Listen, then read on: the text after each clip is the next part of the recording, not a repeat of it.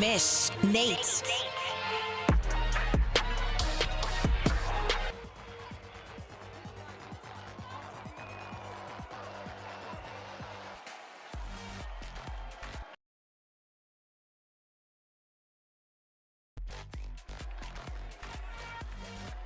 I don't know what causes it.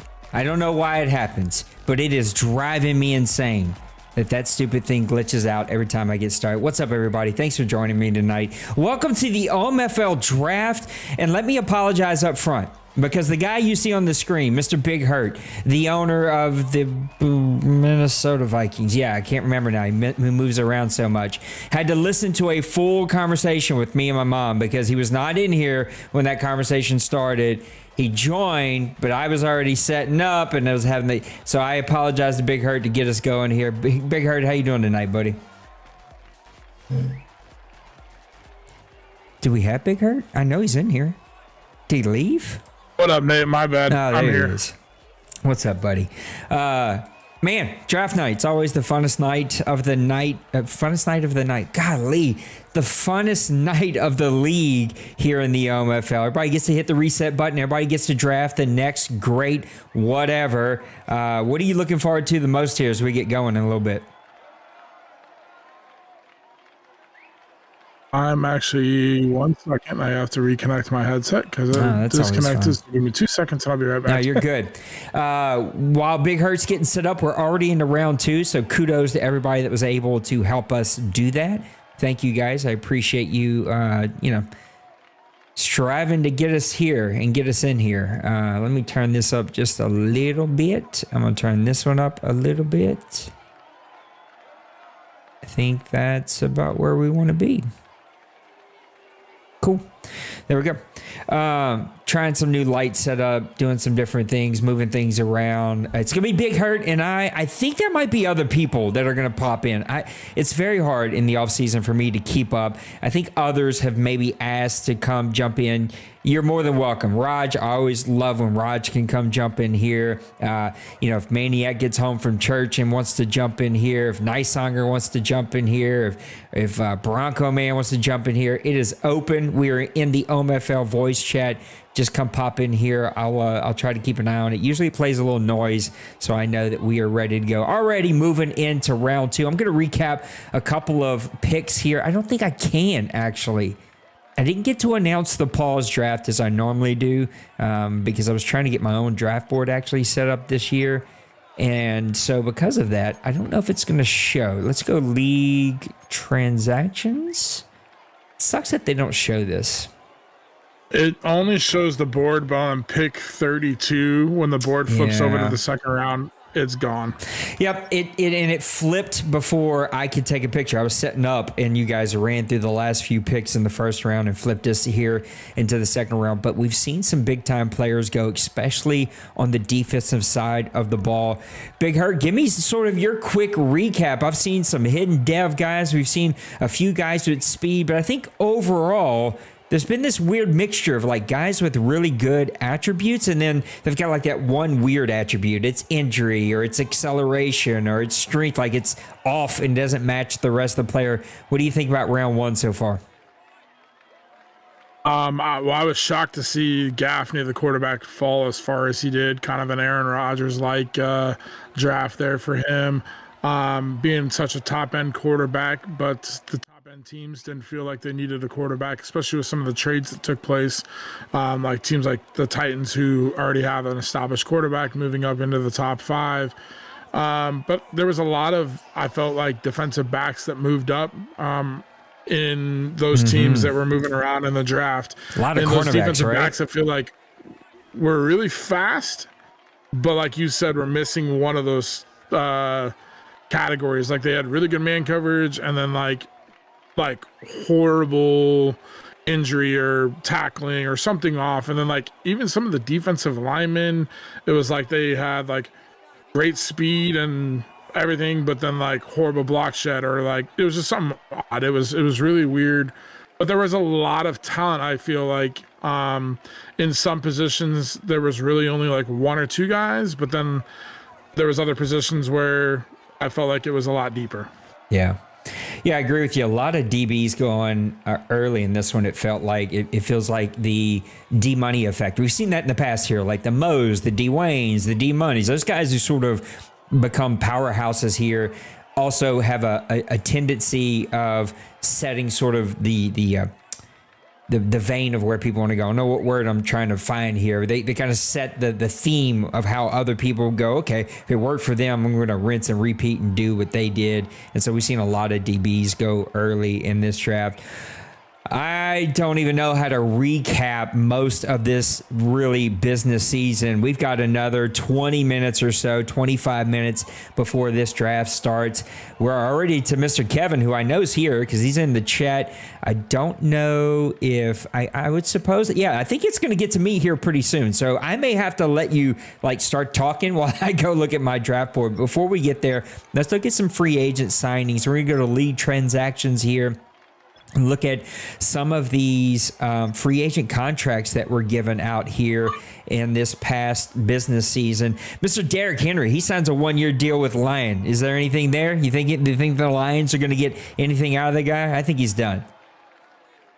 I was actually interested to see the name Derrick Henry when I was going through free agents, and I was like, D. Henry, that can't be Derrick Henry. And then I went and looked at it. I was like, oh my, it is Derrick Henry. And he was quite lower than I expected or anticipated seeing him. So I do think that the regression did hit him pretty hard. And I think he's probably, at that early 30 age, running backs kind of turnover, and he's probably done for. Maybe a depth short down, but not an every down back like he has been or is in real life right now. You gave Stephon Diggs. What's up, Shocks? What's up, Priest? What's up, Kev? You gave Stephon Diggs a 1-year, $13 million deal. Now, it's just a 1-year deal, but still $13 million. The old man's still planning on getting something done for you. Yeah, I honestly just felt like I needed another target on the opposite side of Justin Jefferson. And Diggs still had some attributes that I felt like were solid, and being able to get him a 1-year deal late in the 3rd round, I was like, let's give him a shot. If it doesn't work out, it's, nothing, it's kind of like a 1-year money back guarantee type of thing. But like I said, at 90 speed, 92 excel, just being Stephon Diggs, if he can just be, average for me and just, hold that other side down, I think that'll open things up for Justin Jefferson. Because my number 2 receiver going into the offseason was Mike Williams, and he's hit a regression. And so I had a hole there. Just looking at a couple of these other contracts, nothing major so far jumping out. Desmond Ridder got a 3-year, $27 million contract by your team. Are you trying to revive something, or is he just going to be a backup? Well, I have not played a game with JJ McCarthy, and being the mobile quarterback and, everything, I just wanted to have a quarterback that was decent in case things aren't planning out or playing out well for me with JJ McCarthy. Looking at him, I think I'm going to be okay, but I just wanted to have a decent backup, and being a mobile guy, if he scrambles and gets injured or anything like that, having Desmond would give me a solid backup. Texans signed Dolchich, the tight end, for a 4-year, $30 million deal, so not a bad deal for him. A lot of 1-year deals, a lot of 2-year deals, especially here late. 2-year, $21 million for tight end Schultz. Tight ends seem to get paid this past off season. They seem to be getting pretty decent money. Not crazy money, not quarterback money, but some pretty decent money for tight ends. Definitely is a wave that happened this business season. Tight end week in the draft, so guys went and spent some money in free agency. Yeah, there was a couple of tight ends I was looking at. Dolchich was one of them I actually was looking at, and then when he got a bid on him, I didn't want to get into a bidding war on a 3rd tight end. So, yeah. But I did notice a couple tight ends there. There was a couple other guys that I noticed got some big money, and I think it was the Rams hit some contracts with some guys outside the tight end spot. I was just going to say, he was a big spender. He got TJ Edwards, outside linebacker, 2 years, $30 million. Now, I don't know a lot about TJ Edwards, but that's a fat contract. That's, we're talking almost $15 million a year. That guy better go make some plays for you. Yeah. I mean, TJ Edwards is a smart linebacker, not the most athletic, but I mean, if he's smart and used the right, he could be a solid piece to a defense.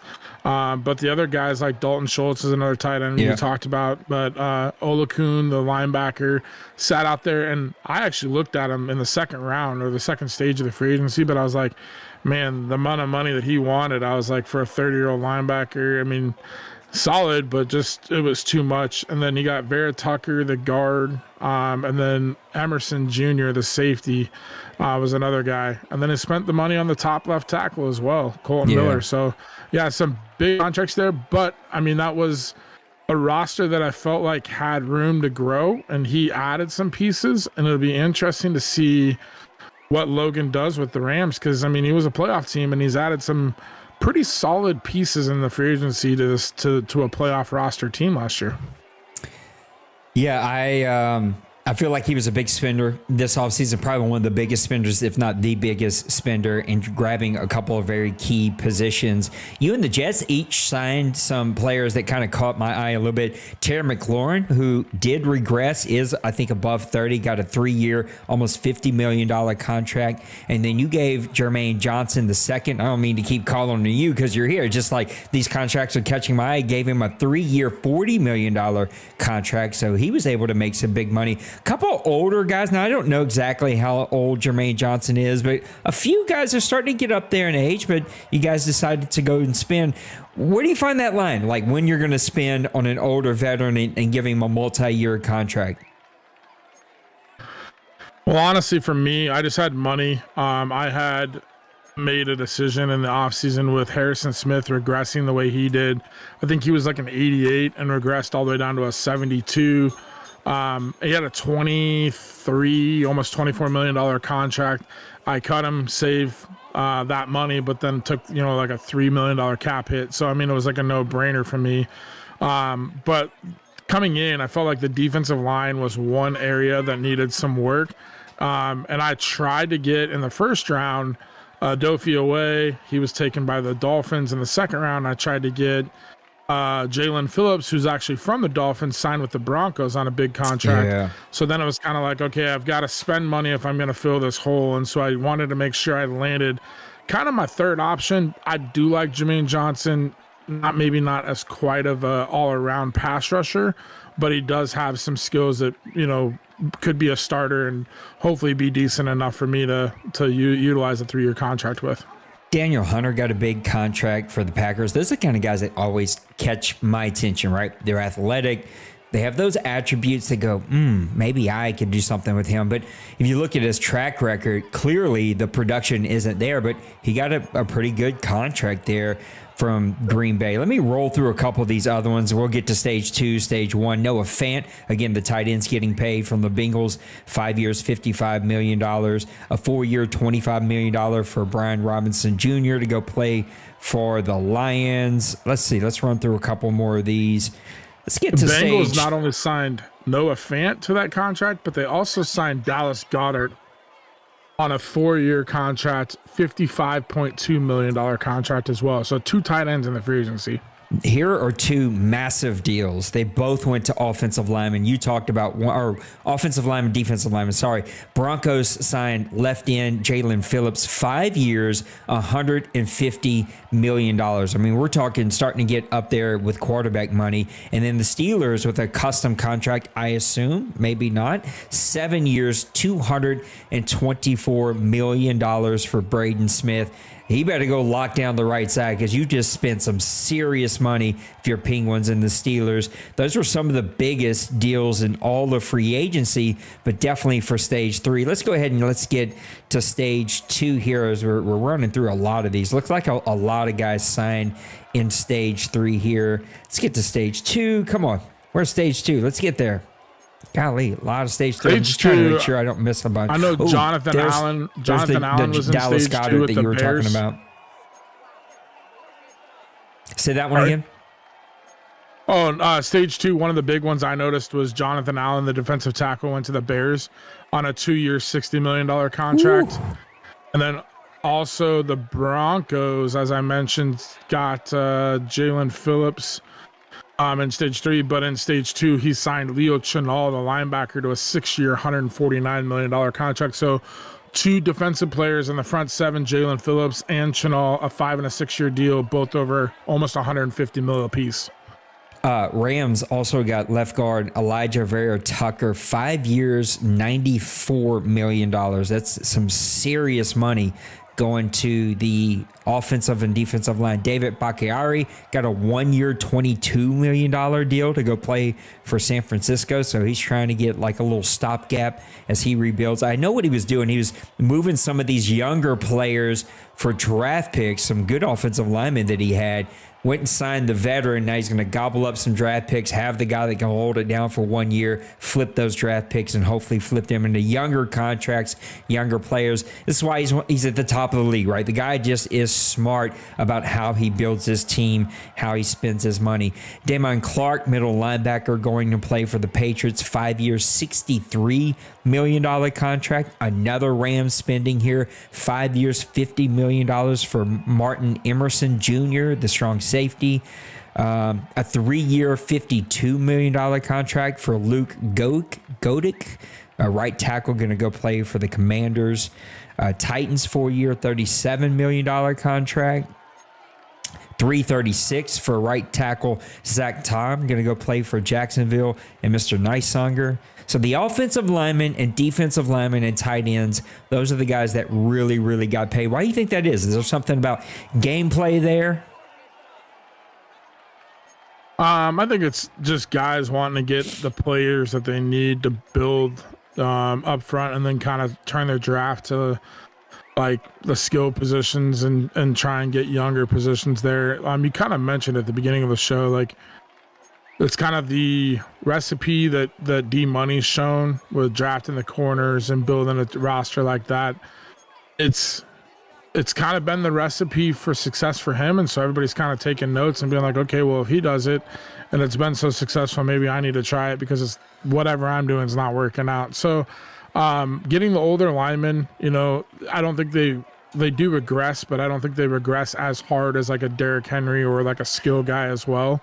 So maybe at 30 years old, they're available in the free agency, but they also haven't hit that regression as well as hard as some of the skill guys. Colin Fredrickson, one of the top tier. I think he was rated number 1 in free agency this past offseason, an import player, possible Hall of Famer. He's going to go play for Bronco Man. 5 years, $160 million. So Bronco Man and his Colts had the money to spend, wasn't afraid to go out there and put some money down on a top tier playmaker to come help that offense sort of get, I think in his head, unstuck. I think he has the potential, got to get a little bit better quarterback play, but we're seeing a lot of money being spent on some longer deals, which also can be smart the longer we get into the cycle, because a lot of those deals are going to be backloaded. That's the way Madden does the contracts. And if it's backloaded 3, 4, 5 seasons from now, we're not even going to get there. As long as you can handle the first 3 seasons, that's probably going to be about where we end. Deebo Samuel's got a 4-year, $63 million contract, so a little bit of money being spent on wide receivers. Why do you think guys went and spent the money on sort of low 90s, high 80s, older wide receivers? Doesn't seem to be a trend that we normally see. I think it's just kind of by demand, like what was there. The top, like Fredrickson, I want to say was 27, 28. He was definitely the top free agent and top receiver by a long shot. But below that, you had Scary Terry, you had Stephon Diggs, you had Deebo. And I think those guys are all still serviceable for at least a season or two. That third season might be in question, but, like to get them on your roster, and at this point with some of the incentives that are available, it kind of makes sense to maybe take a chance on a 3-year contract. Yeah. For me, like that's why I wanted to kind of focus on Diggs with the 1-year contract. But what's interesting is 2 things I want to point out is the Jets, Cincy, we all know that what he's done, and I was with Michael Thomas when back a couple Maddens ago, he took Mike Thomas, had an incredible year, by all means, Michael Thomas had hit that point where he's on the back end of his career. Wasn't the burner or the top speed guy anymore, but he efficient routes and sure catching in traffic and stuff. And so I think that's where someone like him gets McLaurin could be interesting because he's got the number one receiver in Earl Lowry on the opposite side. But then also Fredrickson comes to a Colts receiving core that I feel like was missing kind of that top end guy. And you put Fredrickson on there, and that really could open up some holes in the running game for Jonathan Taylor and help a younger quarterback like Anthony Richardson develop. I really like what Bronco's done. And then he even went and drafted I want to say like 6'5" receiver. So that's kind of Michael Pittman's replacement as he's 28. He's not going to lose that possession, big body receiver. And then he's got Downs and Marquise Hollywood Brown, but, for depth. And that's a pretty good receiving core for a team that's in a division with the defending champ, in my opinion. Yep, I agree with you. I'm just looking at my draft board really fast. I know my pick's going to be coming up here pretty soon. Kevin said he was logging in, and we're going to get started here in about 12 minutes or so. Just to give you all a lay of the land, I'm going to ask Big Hurt if he can help me out at all here, but there is a not at draft forum, so please post in there. I will try to pull it up and check it out from time to time. Just check in some messages here. Cool. So I will be pulling that up from time to time to see who is not going to be at the draft so we can keep a running list. I'm going to start the list right now with Mr. Maniac, who has church. So I will keep a running list there so we do not get bogged down. Also, when we get to the fourth round, we're going to start taking in call-ins. So if you want to be on the show, come jump in here. Be muted, come jump in here. I'm going to just kind of go off the list as I see it. It's going to be hard to see when, where, and how people join, but we'll just have you unmute. So you'll be listening in. We'll have you unmute, and we'll do some interviews starting in the fourth round. But we're going to have fun. We're going to get through this. It's going to be a good time, and should be a great draft show ahead of us. I'm always looking forward to these. These are a blast. What's your favorite portion about the draft show? I've really come to enjoy the interviews. I think those have been a lot of fun. Yeah, my favorite's getting into that fourth, fifth round. Kind of guys have kind of had the chance to feel like what their next season looks like. Everybody's kind of revived, and those who missed the playoffs have new hope, and those who did well in the playoffs are kind of, rebuilding, retooling to make another run. And getting into those interviews, you sense that, and letting guys kind of speak out about their team, and then kind of also call their division foes or their rivalries out. It just kind of sets up for a fun year.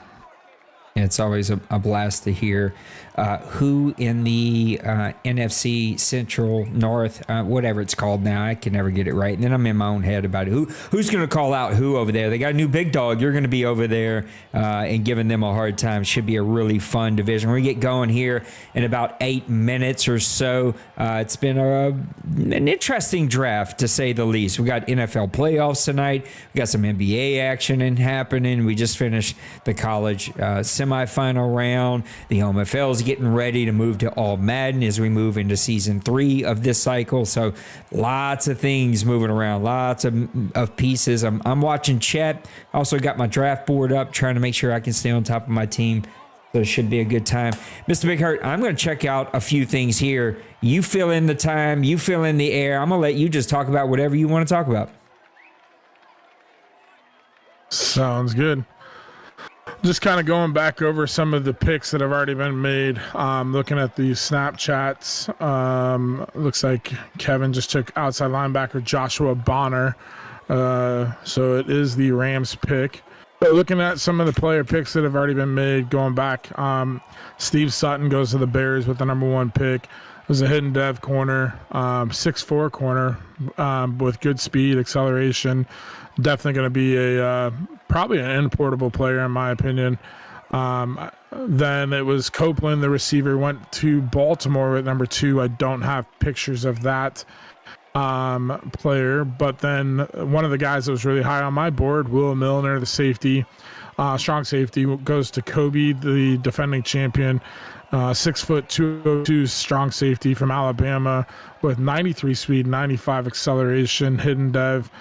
Somebody that'll jump in and replace Calvin Graham, who he traded in the offseason. Looks like DeAndre Huff, a normal dev a receiver, but definitely has all the tools to be a threat in the Bucks system.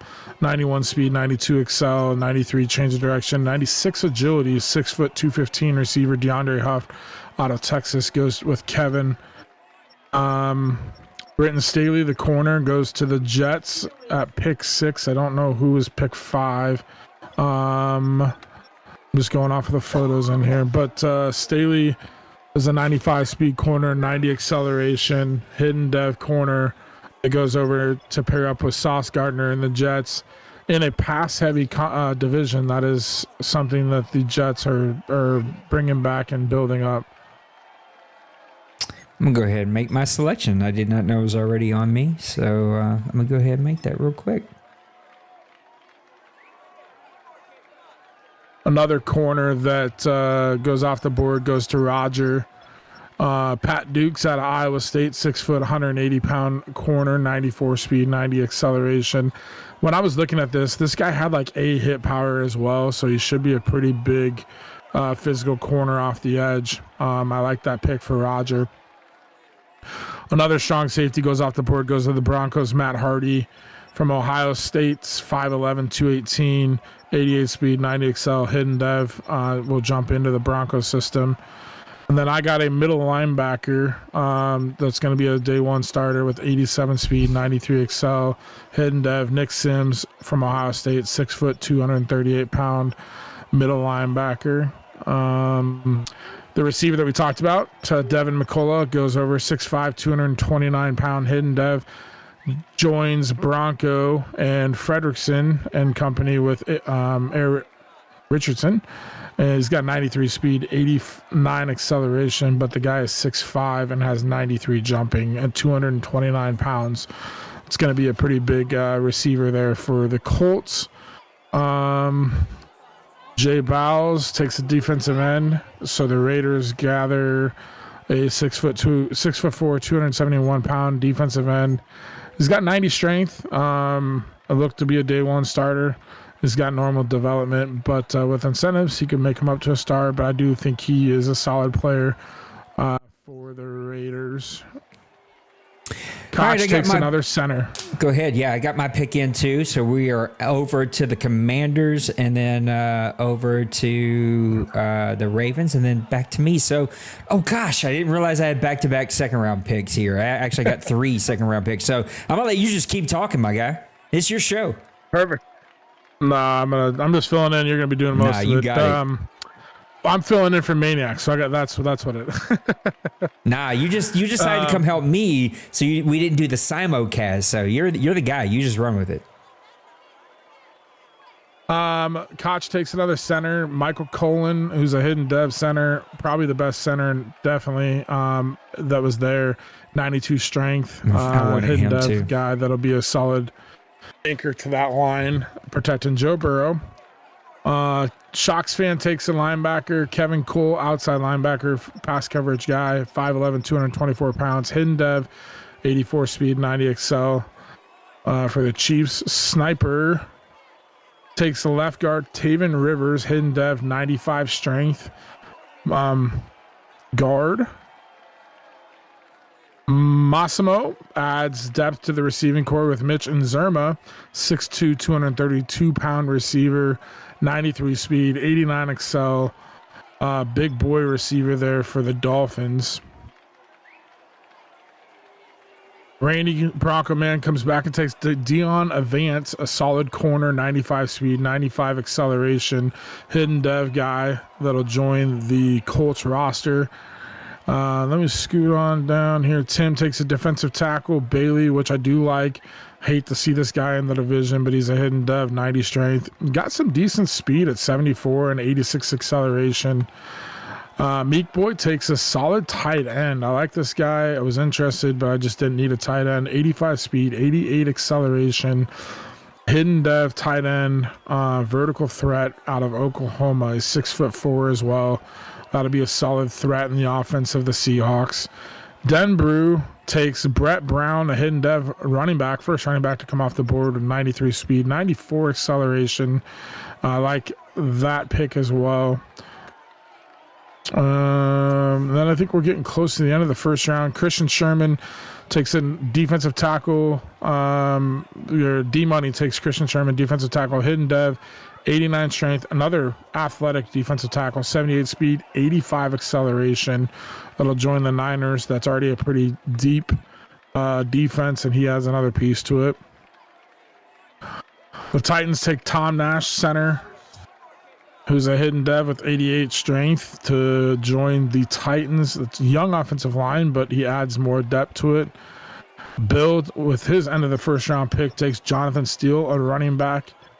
Elusive back out of Penn State, 5'11", 195 pounds, hidden dev, 90 speed, 94 excel, 93 change of direction, 92 agility. Definitely like the pick there for the Giants. And then Kobe gets the, I think might have been the steal of the draft, not by need, but just a player who fell this far. Shane Gaffney, hidden dev quarterback, 92 throw power with 88 change of direction, 90 acceleration, 78 speed. He's 6'5", 222 pounds, and he joins the defending champ where they already have Jordan Love, and he gets a big quarterback with an arm too, late, last pick of the first round. So can't believe he fell all the way to the end of the first round there. As we flipped over into the second round, Felix Dillon goes to the Houston Texans, hidden dev guard with 91 strength. Then Kevin gets Joshua Bonner. I talked about him. He's a hidden dev, 88 speed, 90 acceleration. Nice solid linebacker at 6'2", 235 pounds out of Cal. And Logan takes LaMichael Colbert, 94 speed, 93 acceleration, hidden dev corner. 5'11", 200 pounds out of Oregon. Oh, we got the Cowboys first round pick here. That was Miles Jones, quarterback, 92 throw power, 91 speed, 88 acceleration. He's 5'11", 211 pounds. Normal dev, though. They did get the athletic quarterback that fits Dwayne's system. And that brings us up to James Weaver, left tackle. We'll have Nate talk about him here in a second. Jalen Terry, left tackle, which was the top left tackle available, does go to the Washington Commanders with Shilabad. And then Dante Worthy, middle linebacker, goes to Baltimore Ravens and Nipple. And we are at pick 9 with Nate in the second round. So once he gets I'm making that it pick, right now, and then I'm gonna get us going. I'm gonna start it. So, yep. Just want to wish everybody a happy draft day and wish you the best. I hope you guys get your picks and what you're looking for to fill those holes, so we can get it rolling in season 113.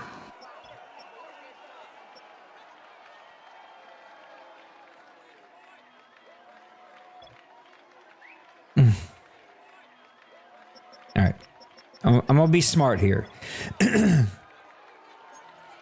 I hate pushing this button. You never know what's gonna pop up on the other end, right?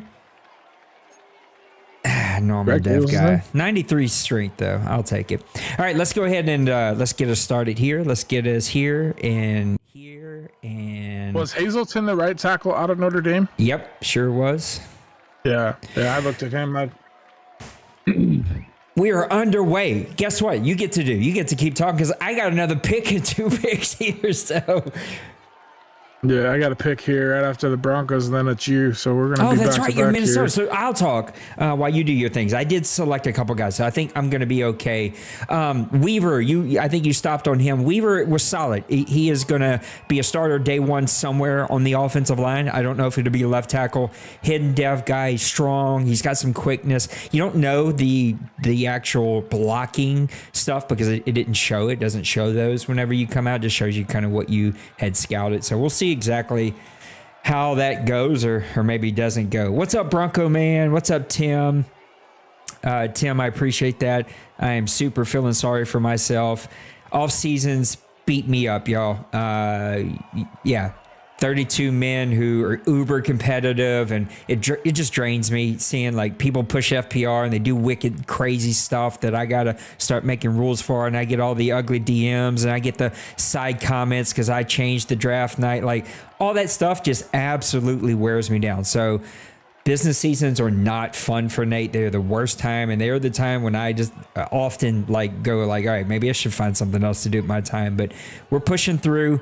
Also, seeing Bronco Man draft a superstar stud after me when I picked a cornerback and I got the worst player was just like a punch in my gut. It was just like, darn it. That's why I stopped looking after that. I stopped looking at that board. I was like, I can't. I'm just going to worry about what I have. I'm not going to worry about what everybody else has. Deontay Carrington just went to the Denver Broncos. Jaden Materi went to the Commanders, who seem to be investing in that offensive line. Dante Worthy, middle linebacker, a guy that I liked a lot. I think he was real high on my draft board. I don't have names. I just went with initials this time to save time, and it didn't save a ton of time. All right, let me go make my selection. Mr. Big Hurt, talk about your fella. I took a strong safety out of the University of Iowa. As much as I hate the Hawkeyes, no, you didn't. That was the guy I was going to pick right now. Crap. Tell me what I missed. I took a Julius Spearman, the strong safety. He's got 92 speed. That's who I was going to get. He is a normal dev, but should fit in pretty solid right out of day one as a strong safety for my team. Oh, let me get over here. Yep, that's who I was going to pick in my last one, and I talked myself out of it, and I was hoping he would fall. And as happens in the OMFL, guy never falls. Someone is always going to gobble those guys up pretty quickly. So good pick by you, bud. Appreciate it. Yeah, like I said, I would have wished maybe a little bit higher dev, but normal dev, he does have a man coverage. So being able to coverage those tight ends with a 4.42 40, I do like that speed. And like I said, that was a position that I filled in the free agency, but didn't really know exactly how well I felt about the fill. Losing, can't think of his name now. Harrison Smith. That was a big loss to my defense this offseason. So hopefully this guy can develop pretty well and become a pretty solid starter. I do like Caleb Godfrey. I did not need it, but I think he might be a solid player for you. He's okay. Don't love his speed in this league. 83 speed. Love the strength. 77 strength. 86 acceleration. Hidden dev, which will be nice. But we don't get a lot of those speed bumps here anymore in those devs. So, he's okay. I wish I would have had more time to look at some more players, but so far, so good. The other guys I have rated were a little bit lower, and I just had to take the guy with the rounded grade that he had. All right, we're off and running here. We're over to the Cardinals, who make their pick. Denzel Hazelton. He's going to go play for Arizona. Arizona, interesting team. A team I feel like got red hot there at the end of the season, and so far has had a really solid draft. Yeah, Daniel Hazelton actually was a guy, I think he was like projected day 3, but he was out of Ohio State. Pretty solid. I want to remember if I was looking at him, it was like a 4.6 40 dash, but he had like 21 bench reps. Pretty solid player, but definitely kind of a reach. But at this point, like in this draft, I mean, I don't think there's anything such as a reach. If you get the talent, it doesn't matter because guys are finding talent everywhere. Absolutely. Jerome Berry, left tackle for the Colts. We're seeing a big run on offensive linemen here. We got a guard, 2 guards to start off, a tackle right after that. So first 3 picks are going to be offensive linemen, then 2 more tackles. and then another tackle and another tackle. So we've had, what was that, five? One, yeah, five, no, 3, 4, 5, 6, 7, 7 players already here in the second round off the offensive lineman. We're moving to all Madden. You think this offensive lineman, is this a money saving thing? Like, guys are like, all right, I don't want to put the money in the offensive lineman. We've seen what they made in the offseason. I want to put my money somewhere else. Or is this like, hey, all Madden offensive lineman may be important. I need to get guys that can build. Why do you think we're seeing the run here? Well, one thing I think for me, looking at this year's draft board, I thought last year's draft was really deep in like defensive tackle, defensive end, and even offensive line. But this draft, it's been like high end guys, but not like as many guys there on the high end. So I think a lot of guys turn to the skill guys, grab your skill guy, get the guy you want that's going to be a day one starter. And now round 2, round 3, I think you're going to start seeing more offensive linemen building that depth. Somebody that you can, put in. And typically, like, I feel like most people build their team with like less at O-line, but it is, and I have noticed in this Madden, it's a little bit more present to have at least usable pieces in the offensive line, because if you don't, you're struggling. The running is not going to open up the holes as much in the passing game. They'll block, but they're not going to give you as much like time to make those reads. I'm just interested early in the cycle when I tested both. All Madden, All Pro played pretty close to each other. Like, they felt fairly the same. From what I'm hearing up to this point, even with the updates, it's still playing fairly the same, just a bit more smarter. And that's the reason we're going All Madden. I know I've had people ask.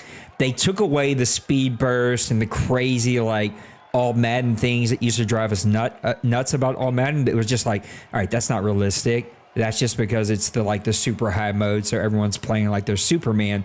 They took that stuff away and just make players play smarter, which we've always tried to get there, right? We've tried competitive mode for that. We've tried All Madden, All Pro. We've flip-flopped a bunch of times. This cycle, it's been very minor slider changes.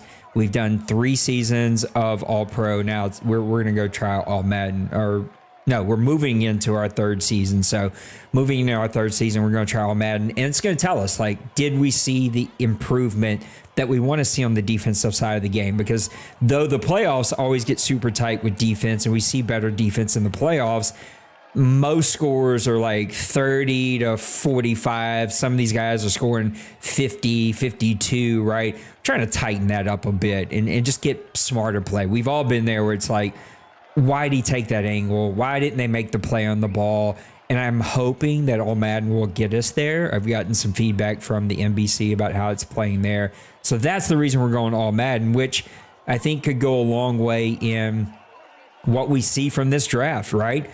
Will we see rookies not able to make those plays because awareness is super important? That would be nice to see. Or do we see those veterans that got the fat contracts make plays and impact this league? Yeah, 100%. There's a couple of things that obviously when you go from All Pro to All Madden, the things that kind of stand out, one is pass rush. How quick does the pass rush go? Do those elite DNs or the high finesse move guys, do they just get crazy number of sacks? Defensive backs, how tight a coverage is, or how, like, what's the reaction time, like on a comeback route or anything like slant routes and stuff like that. So are the interception numbers going to go up and skyrocket through the roof? We had a few guys that had high interceptions, but we also had guys like, I think Kobe had almost 50 touchdowns and almost like 15 picks. Like, that's a pretty good ratio for the OMFL. So then it's like, and then running backs, like how much of a lane do they have? Like, and does that hole close quicker? Do the linebackers react quicker? So those are things that I do like to see if they are, but as long as they're not like just over the top OP. I think stats wise, I don't know if it was you or somebody kind of pointed it out to me as we progress this season. Maybe it was Penguins. Maybe it was Cincy, Penguins, one of those guys. I forget exactly. You got to apologize. Forgive me, guys, for forgetting. But somebody pointed out we were pretty spot on with the NFL and our stats overall. Now, interceptions always going to be way, way, way higher. Interceptions are not. Wide receiver stats always going to be way, way higher. Those were not even close. And probably, there was one other that I forgot. So it was the interceptions. It was wide receiver kind of yards in general were really high. Everything Rushing else, yards, though, it was actually it was on one of the press pass lives. I noticed comparing real life stats to our stats, and there was always going to be a few outliers, guys that are like way over the top or way underneath. But for the most part, I think like rushing, we had like our top end guys, 4 or 5 guys were just over 1,000 yards. And we were like in week 12 when I noticed it. And we didn't have guys like, Saquon Barkley in real life was that outlier, but then we didn't have a guy like Tony Pollard was at like 1,400 yards. And then like the number 4 guy was at like just under 1,100 or about over 1,000 yards. So it was very comparable to real life. It was impressive to see. I am just announcing to everybody what we're doing.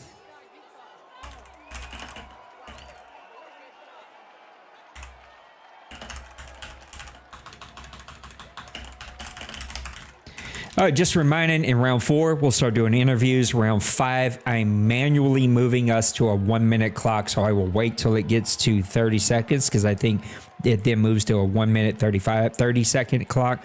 I will then manually move us. And so get those picks in. Let's get this thing going. When you're done drafting, please let us know. Let us know by going to the OMFL Not at Draft chat and typing. Matter of fact, I'm going to go ahead and tag y'all on that one as well. Please post in here if you are not at draft or if you leave. There we go. Hopefully we can stay on top of this and get this thing going. A couple other changes really quick. I'll just address this up front. The draft will always be centered around my life. I'm the commissioner. I put in all the work. I do the draft night shows. Sorry, I need to be here. I allow the league to vote, which gives me an idea of which night most of you can hit. Saturday would have won this year. And guess what? I had some personal things come up last minute. I could not do Saturday. It was like I think it was a 3-person vote, which would have swayed, and I would have moved mine, so it would have been a 2-person vote. So it's not like a bunch of people couldn't make it because I moved the draft night or selected the draft the second night that won. But the idea was kind of floated that we start to aim towards maybe Sunday drafts from here on out and move them up. I will definitely look at moving them up. See, instead of starting them at we're starting at 8 Central, starting them at 7:30 Central or 7 Central.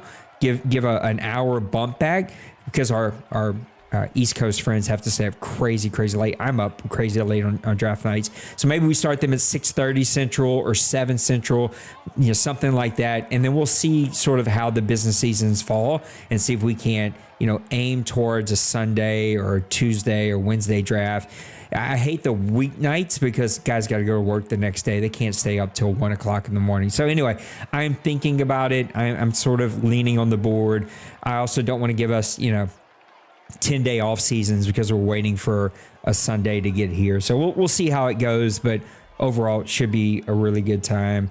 And it's just something that you guys got to understand where we are and understand sort of how things go, and hopefully we can all get there. So the chat's blowing up. Good to see Logan in here, Birdman, Mr. Penguins. I've seen your chat. Yes, just jump in here in the 4th round, and we'll do that. I see Mr. Raj. I don't know if you're free, but you're more than welcome to come call this thing with us.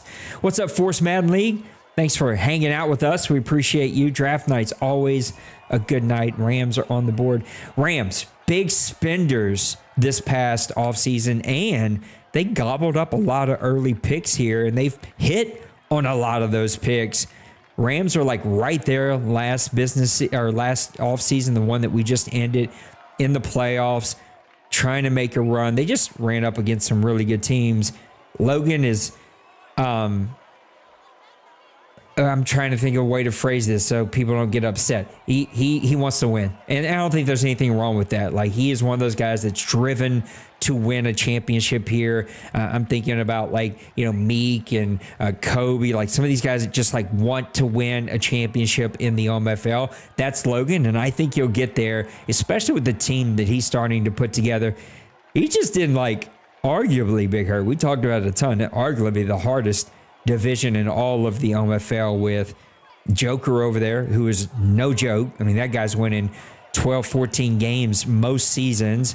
You've got D Money over there. Like, he is I think he's up to 10, 12 championships already. And who's the team I'm forgetting? I don't know why I'm drawing a blank on the other team. 49ers, Rams, You got Cardinals. No, the other team. 49ers, Seahawks. Seahawks, duh, crap. Meek, right? Like, Meek, again, another team that has actually got a dominant winning percentage against the against the 49ers in the regular season. Just the postseason that tends to get him, but he's a kind of permanent 12 to 14 win team. What do you expect from the Rams? That's a long way to get to that question, but I was trying to set the context for people who are watching who don't know the context. What do you expect from the Rams? For me personally, I was impressed last year how Logan took one of the lower end rated roster teams. I mean, he had solid people, like high end guys, but they were like high 80, low 90. As a matter of fact, I don't even think he had a 90 roster. I think at one point I talked about that maybe on a Press Pass Live. He was like one of 4 or 5 teams that had like right at the 90, 89 was the highest rated guy on the roster. But he won, I think, 10, 11 games, got a wild card spot. And honestly, like you just said it, this is one of the toughest divisions. I mean, D-Money has been a longtime staple and success. Meek Boy's given him a run for his money. Kind of started off slow last year and then kind of pushed it mid-season and to the end. Logan and then Joker. I mean, both of those guys, it's like they get hot and they can beat it.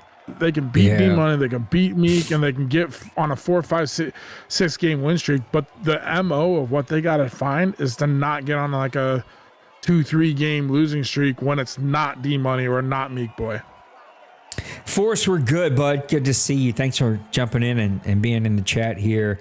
Things are well. Trying to grind through these bad games they give us, keep owners happy, both of which are just never going to end, right? It's a never-ending story, but we are having a good time over here. Raj, you're half, and half. I don't know how you do that, but that is really, really impressive. Let's run through a couple of picks here, Big Hurt. I think the last one we talked about was Jerome Berry at 46. 47, Charleston Sampson, left outside linebacker, went to the Eagles. 48, Nick Sullivan, a wide receiver, went to the Packers. Kudos to my guy Priest and the Packers. No crazy pick yet. We're in the second round. Sometimes we'll see Priest start making some, like a fullback and a kicker. Like, what are you doing, Priest? It's the second round. No crazy picks for Mr. Priest. 49 was left tackle Roderick Bigham. He's going to go play for the Vegas Raiders. 50, middle linebacker C.J. Harris, who I liked a ton. He's going to go play for the Bengals and Little Koch. 51, left tackle Geo Wilkins. He's going to go play for D-Money and the 49ers. 52, right end Daniel Dillon, going to go play for Lost and the New England Patriots. Trent Steffa went 53. Free safety went to the Carolina Panthers and Mr. Bird. The Jets and Cincy Bird got them another cornerback, George Banyard. I think that guy had some speed from what I remember, a really good player. Matt Farley, defensive tackle, went 55 to the Rams and Logan, who we were just talking about. 56 was left guard Connor Turner, another guy I had my eyes on. He's going to go play for Tim and the Lions. This run on offensive linemen in the second round of this draft has been crazy. Eric Garcia, middle linebacker for the Cleveland Browns, went 57 to go play for Denbrew. Mr. Meek and the Seahawks took Josh Arnett, right outside linebacker, at 58. And then just in, Tyler Kirkpatrick, middle linebacker, went 59 to Massimo and his Miami Miami Dolphins. A little bit of a run on linebacker here too, especially middle linebacker. There were some key ones, and I was hoping a couple of them would continue to slip. But at some point in these drafts, especially these good teams late in rounds, they already have the roster. They're not fishing. They're just grabbing best player. They're looking for strongest. They're looking for the best speed or the highest rating or ranking. Like, they start gobbling up some of these guys that we think, oh, this is like a needle in the haystack. I've got him hidden. He's going to wait till that next pick. And then, Big Hurt swoops in and grabs the strong safety you were going to take on the next pick.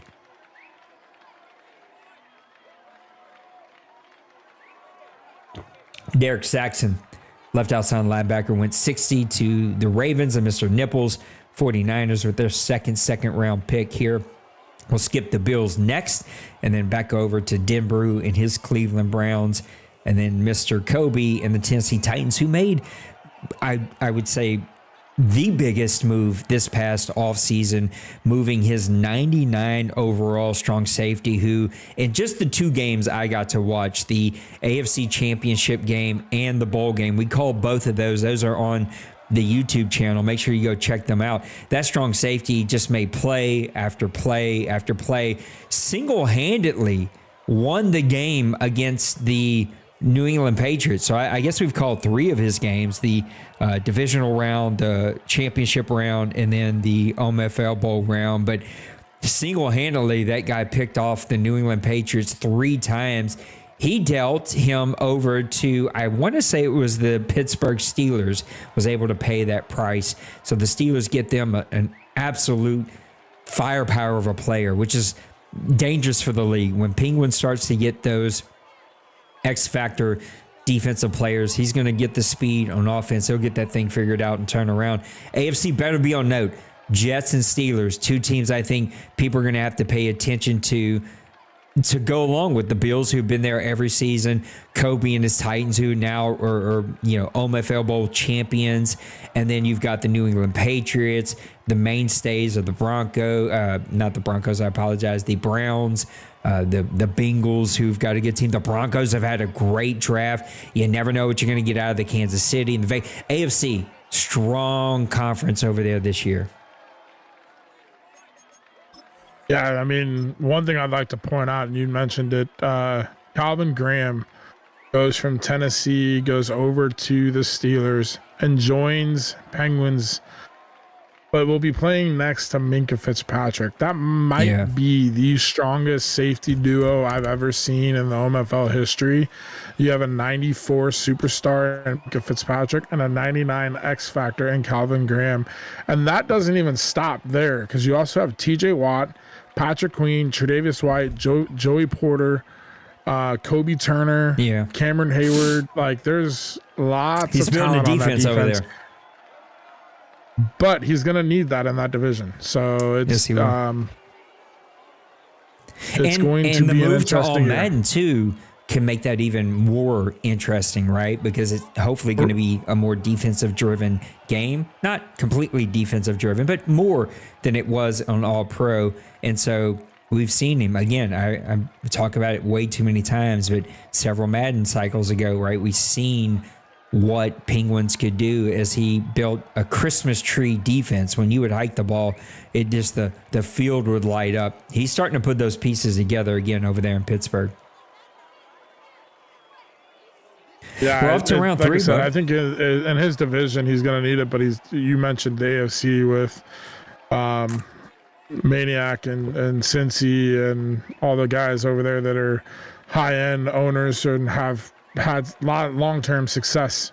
And Broncos now going to be a guy that could be Kobe, like last year was low end and then won the bowl game. Bronco last cycle was a long-term whole cycle top end guy, and he's yet to hit that stretch. But I mean, with the moves he's made this offseason, he might be back. What do you think about Colin and the Bears? This was a guy that made a good run in the first season, moved a lot of pieces, gobbled up a lot of picks, moved some players around.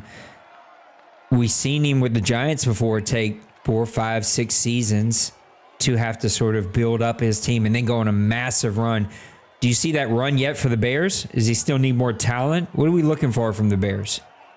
Your new divisional opponent, by the way. Yeah, I mean, talent-wise, I've noticed 2 of the 3 picks that he's gotten. Roy Jones, the defensive tackle he just took, and then the number 1 overall pick, that corner that he took, the 6'4" corner. Both of those guys I feel like are going to be really good players for him.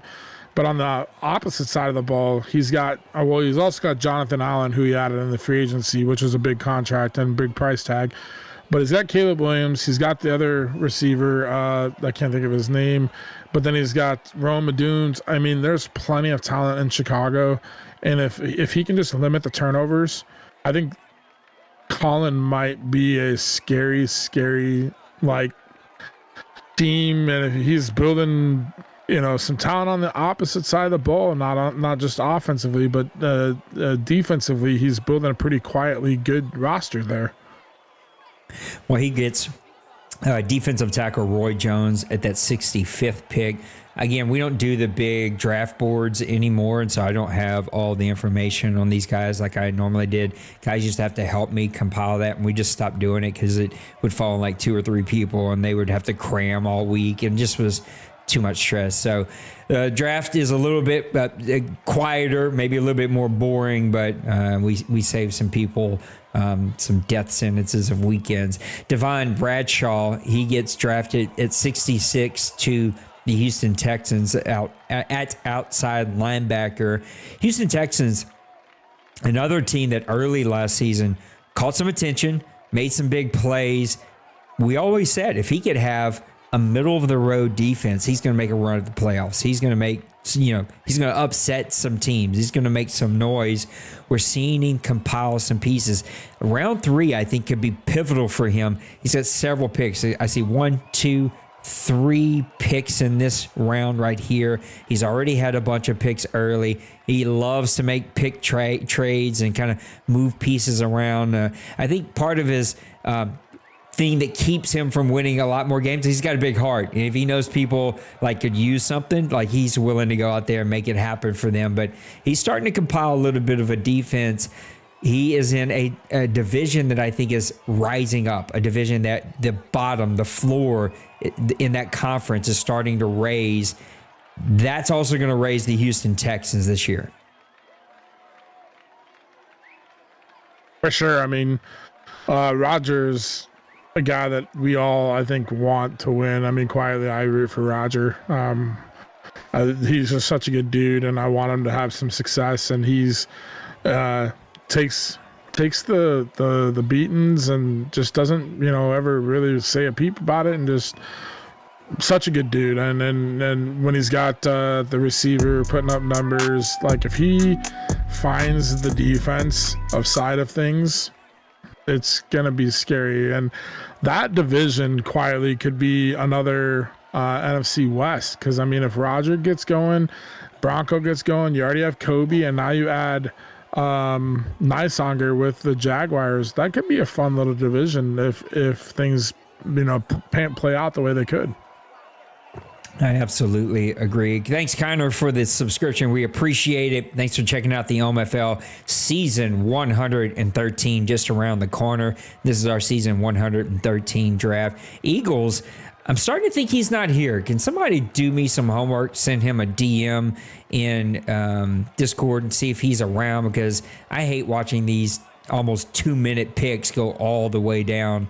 It just bogs us down here a little bit. Let's run through a couple of picks here. Lionel Murphy, I want to talk about the Chiefs before the night's over. Middle linebacker, he gets drafted at 67 to go play for Shocks and the Chiefs. Mr. Kevin, rebuilding that offensive line, gets Trent Barnett, a right tackle, at 68.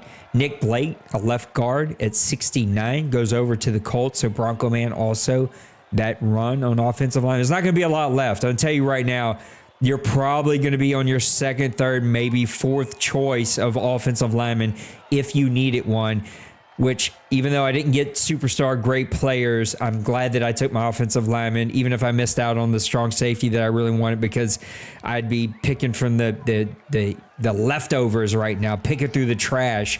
Mr. Paul Gregory, tight end, goes 70 to the Eagles. Another just interesting team, a team that we've seen beat Dallas in the regular season, a team that we've seen try to make a run. I've seen him in the NBC be in the championship game. I've seen him win in the deuce. So I know it's not the coach or the player. It's just something happens in the OMFL. Now, look, first, I would say it's no shot at anybody. The OMFL, even with our rules, even with our guided play, has some of the best competition anywhere in the Madden universe. Like, there's some serious ballers here. You're seeing one right below me here in Big Hurt. Like, these... The middle of the road teams in this league could be champions in other teams. I've seen it, like the Eagles, for instance. He's been there, but just can't get the quarterback play in the OMFL. And I hope he's able to get that figured out here. Let me run through another pick real quick. Antoine Ruggs for wide receiver for the Commanders gets drafted at 71, and at 72, Elijah Richards gets drafted to the Dallas Cowboys as he starts to put some athletic pieces. I seen he let a couple linebackers walk this year. Thanks, Raj. Do we know that for sure?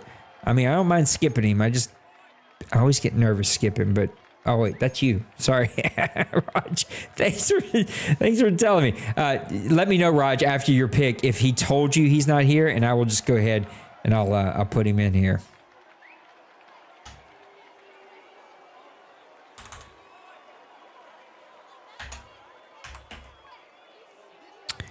Falcons. Spell that right. Fingers are not cooperating.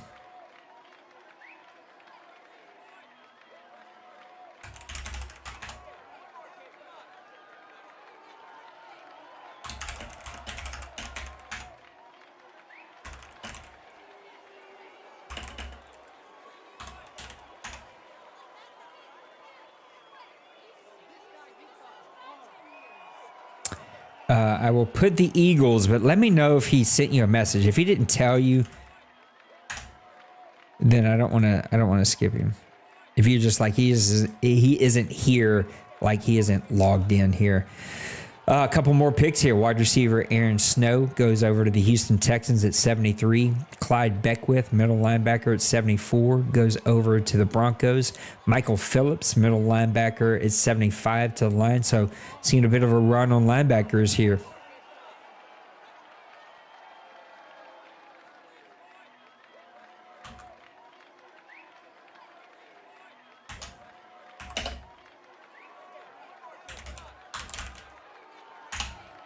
Looks like Bird. the Panthers, yep. Bird and the Panthers skipping out on me early here tonight. It's okay. So I'm going to try to remember this list. We got Bills, Falcons, Commanders, Eagles, Panthers. Eagles is up in the air. I don't know if that's 100%. So let me know in chat, Mr. Raj, if it's just like you looked and he isn't here in the game, or if he sent you a message and said, no, I'm not here. That way, because if he didn't tell you that, I'm not going to skip him every time. Unless we just absolutely know. I got the list right here, too, so I can help you with that as well as we go. Appreciate that. Houston Texans back up here at 76. Then we got the Cardinals, Colts, Eagles, and Packers as the third round is moving right along here. Just trying to glance. It's hard to sort of see this thing because it keeps moving. Looks like we got a pretty balanced rest of this draft. Dallas is going to have a third round pick. The Rams have 2 third-round picks. I think that might be it. Everything else is going to be pretty balanced here with the Houston Texans having 3 third-round picks here. And he just he just made another pick. Left end, Matthew Tyson. I don't know why I struggled with that one, but that one didn't want to come out. Matthew Tyson goes 76 to the Houston Texans. Defensive tackle and defensive end, not a strong suit this draft. Not seeing a lot of players go. Probably going to see some go late. Guys just take flyers on sort of bench spots or maybe practice squad guys that they can have, but not the strongest position groups in this past draft. Yeah, I agree. I was looking at it, and there was just, some top end guys, but just felt like after that it was, maybe a guy that ends up being something, but for the most part, it's just depth guys, in my opinion. A lot of offensive heavy guys, in my opinion, at least in the way that I rank them out. I do believe, though, we have not seen a run on running back. I do believe that there are some key running backs that could make a difference for some teams here. I think there are definitely some players that guys are going to draft in the 3rd, 4th, 5th round that an injury or a sudden start or just can't keep them off the field, they're going to get to play and they're going to make a run. A lot like Merriweather from my team did this past season. Because I do believe there are some really, really good players that are out there. We're still quite a little ways from my pick here. But here in a couple picks, I may let you take over, and I'm going to go and see if I can put together a little bit of a draft board so I don't hold anything up.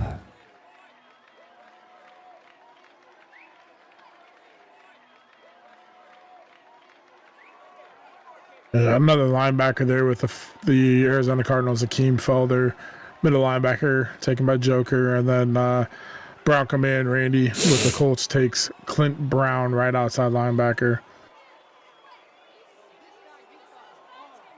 We're also at that point in the draft where all the movers and the shakers, the guys that gobbled up a lot of picks, that maybe made some big moves, they're settled. And now they're probably just like hole filling. They're just picking positions and slots where they think, oh, I might hit a home run here. I might get a guy that can play a primary backup role here. I think that's the tough part about the OMFL at times is you can go into free agency. At least I've done it, so I would assume it's relatable. You go into free agency, you see a player that you think can make a difference for your team. You give them a contract, you pay the money, you fight off other teams, you get them on your team, and then you get in the draft and it falls and a player at the same position falls and you can't say no. And then you get into the offseason, you're like, well, I can't not start the rookie. He's either got a better development or he's just a better player. Now you've got all that money sunk into a player that's not there. Rod, you haven't told me in chat about Twink. This is now the 2nd time he's let that clock run out. I'm going to send him a message and let him know I'm skipping him for here on out.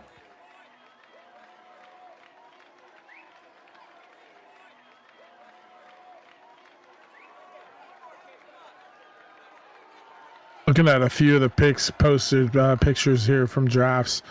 In round 2, pick number 24, Connor Turner, left guard. Hidden dev for the Lions with 91 strength. And then Trent Steffa is another hidden dev. Free safety for Bird and the Panthers with 91 speed, 89 excel, 5'9", 211 pounds. And then, let's see, Meek Boy goes and gets right outside linebacker Josh Arnett with 79 speed, 87 excel, but is a hidden dev with 82 strength. D-Money gets middle linebacker Jonathan Richardson, hidden dev with 87 speed, 90 excel, 76 strength, 6'2", 250 pounds out of Cal. Kobe takes round 2, pick 32, which is the final pick in the 2nd round. Jerome Mabry, hidden dev, running back, 93 speed, 92 excel, 6 foot, 196 pounds out of Oklahoma. And then Lionel Murphy, middle linebacker for Shocks fan in the 3rd round. Pick 3, 89 speed, 90 excel, hidden dev, middle linebacker, 6'1", 235 out of Missouri. So he'll stay there at home and play for the Chiefs. Clyde Beckwith, middle linebacker out of Florida State, hidden dev, 88 speed, 89 excel, 6'3", 227, will play for the Denver Broncos. Michael Phillips, another middle linebacker, 88 speed, 91 acceleration, hidden dev, 6'3", 241 out of Texas A&M, will play for Tim and the Detroit Lions. I'm going to let you go ahead and talk a little bit. My pick's going to be coming up here pretty soon, so I'm trying to put together a quick little draft board. Yeah, I think it's interesting to see, as you mentioned, we have a lot of linebackers. And it's kind of interesting because the guy that I took was the top middle linebacker in round 1. I felt good about his pick. And looking at some of these middle linebackers that have come off the board, I didn't feel like there was going to be as much success there with some of these guys. They do have the speed. The one thing that stood out about the guy that I took had a zone coverage though. So the high coverage skills already developed is something that I did like in the guy that I got. But there is some solid linebackers there. Handful of guys, the Broncos, the Lions, the Chiefs, myself. We've got a handful of solid middle linebackers. And then there's a run on DBs. I don't think it's mentioned safety, but there's a handful of corners that have been taken in these first couple of rounds that have planned out to be pretty well. But there is that strong safety that Mula Milner that went to Kobe and the Titans. But Berg gets a solid free safety that's a hidden dev as well. And then the guy that I got in the second round was a normal dev, but I did like his attributes and raw skills. So it's interesting to see there how that's playing out. And then some of these defensive tackles. I know Roy Jones, the guy that was the first pick in the third round. I've not seen pictures on him, but I remember looking at him. He was like 39 bench reps and ran like a 4.86, 4.84, 40 time. So I'd be interested to see how athletic he is and what's his strength like. But that was a second to third round projection talent. So the Bears got a pretty solid pick from not knowing what he actually turns out to be there. But I did like how he looked as far as his measurables. And the Saints take Kenny Hodges, defensive tackle. Nate, tell us about your pick. I don't know why. The commissioner's up here talking about him real quick, so it's showing that whole like little scene. So I'm gonna let that play out. I have no clue. I'm trying not to pause on my picks, and so I panic because it ran out, and I have a hard time. I can't keep up. It said I didn't do good. He gave me a C. He's a normal dev, 94 strength though at 317, so I do like that. 66 speed I don't like, but he's 78 acceleration, which I did like. So those were two key attributes that really drew me towards him. Again, probably wanted to let him slide here, but sort of panicked and made my pick there. So not a terrible pick, but pick nonetheless. All right, we're almost to the fourth round and gonna get ready for some interviews here pretty soon. So let me check my messages. Yeah, I haven't gotten any messages. There's one pick that I am interested to see, and that's the Browns took Bayless, which is undrafted projection receiver. But I think he, on his combine or his pro day, ran like a 4.26, 4.28, something like that. Pretty crazy. Nice. Wasn't very strong, but he was very fast, and I'd like to see what he looks like. Yeah, even Nicehunger was like tagging everybody, asking about him. Rylan Crane, a wide receiver out of, actually, I don't know where Crane's from. 86 overall, or 86 pick going to the Jacksonville Jaguars. You and Nicehunger and Fleury all made a swap. So Jags went to Atlanta. Atlanta went to the Vikings. Vikings went to the Jags. What was sort of the catalyst there of one of the, or not arguably, probably the biggest sort of owner shakeup that we've had this entire cycle? What kind of got that going? Well, I mean, I knew that Fleury was kind of a Falcons guy, but I really wasn't like looking to move by any means.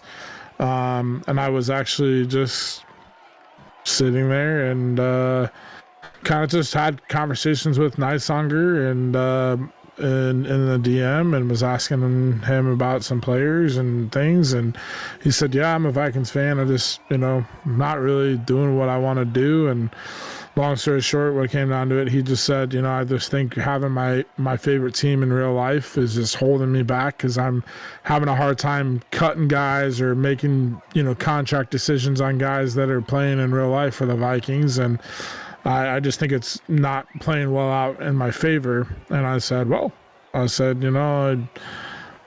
if you're interested in swapping, just let me know. And at the end of this, in the off season, and he was like, well, I'd swap right now. And I was like, oh, okay. Well, I don't know that we can do that, but if we can, I'd be down.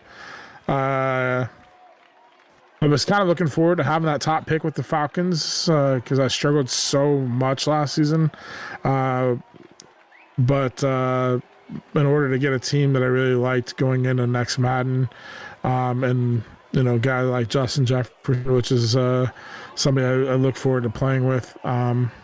We made the switch, and then he said quickly, like, oh, I think I'm going to do a switch with Fleury since he's a Falcons fan. And I was like, kind of all came together quick. And so, yeah, he got his team and the Jags. Well, he got a team in the Jags that was pretty young and built together already. Fleury gets his team, and like I said, I had no ties to the Falcons or the Vikings, but was just kind of in conversation, and yeah, he said he wanted to swap. He wanted to get rid of his team, so.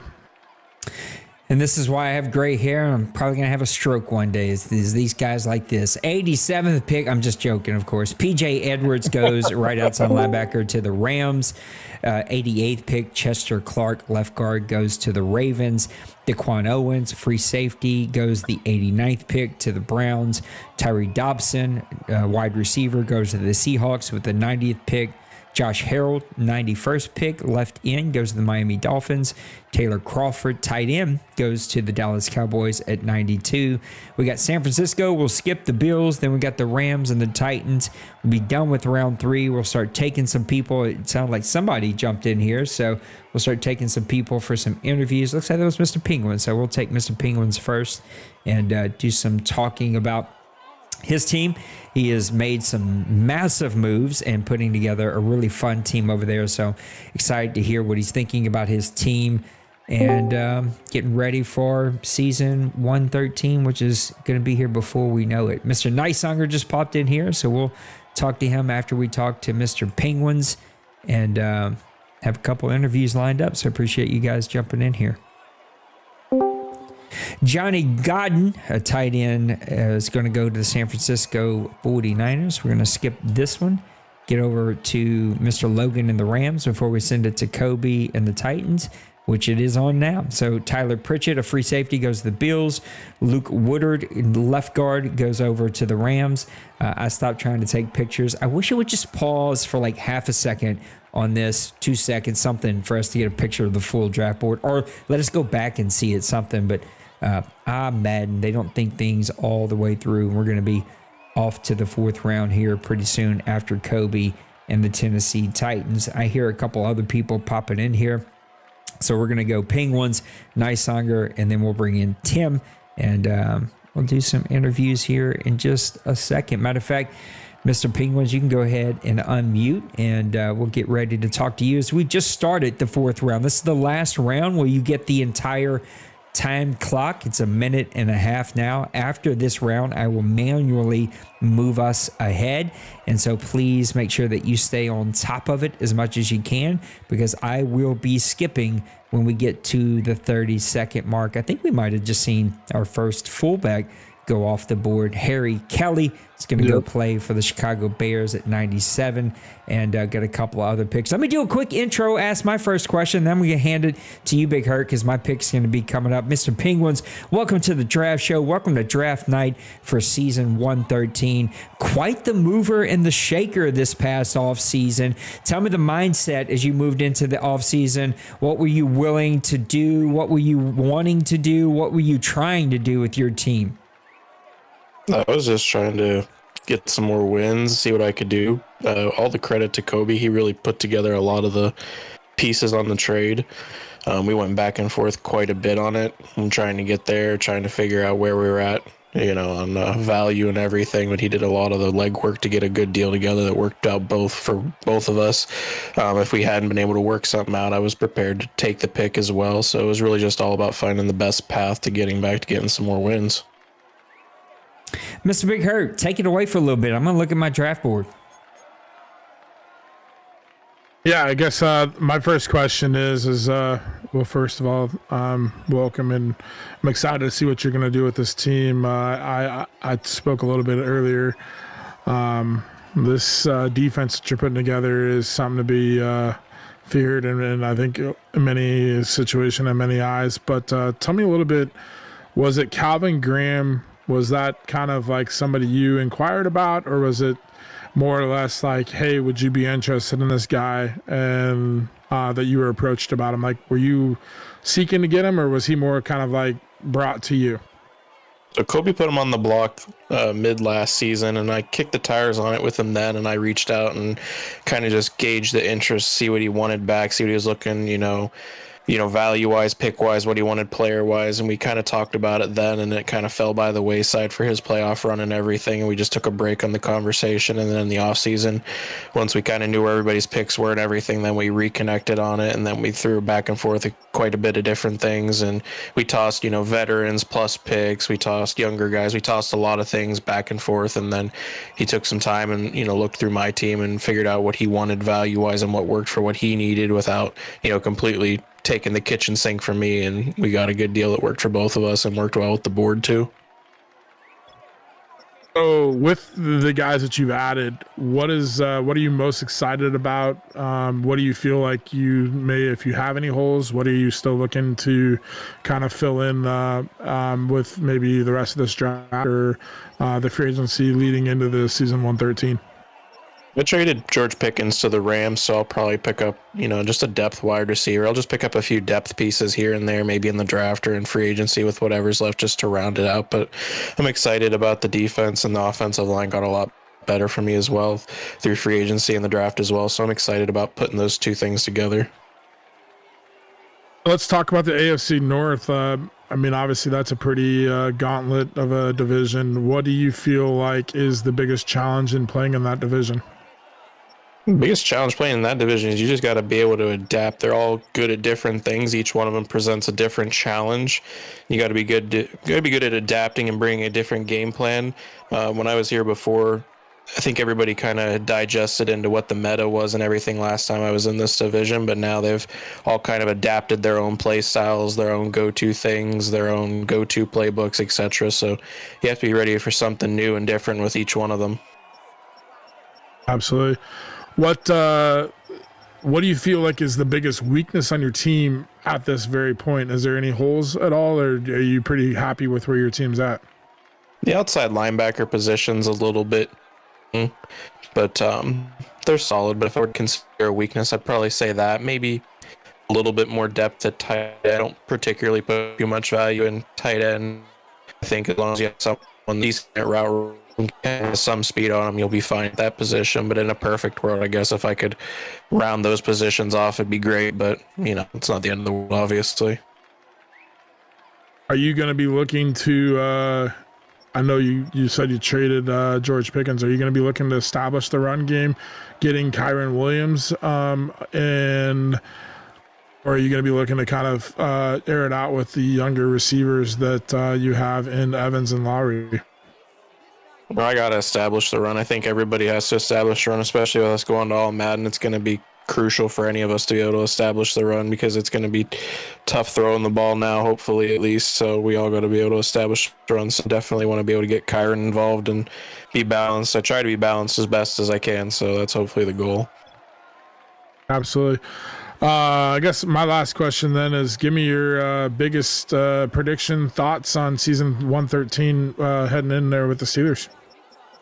Its prediction and or goal probably is get back to the playoffs. I'm still checking out my board here, but appreciate all the questions from Big Hurt. Penguins, you have always been known for being a defensive builder, team builder, and sort of a driver of the defense. Do you feel like you have that now, or do you still need a couple more pieces? Just give me the mind of frame as you move into season 113 and that defense that you're putting together. I felt like I've always been a decent team defensively.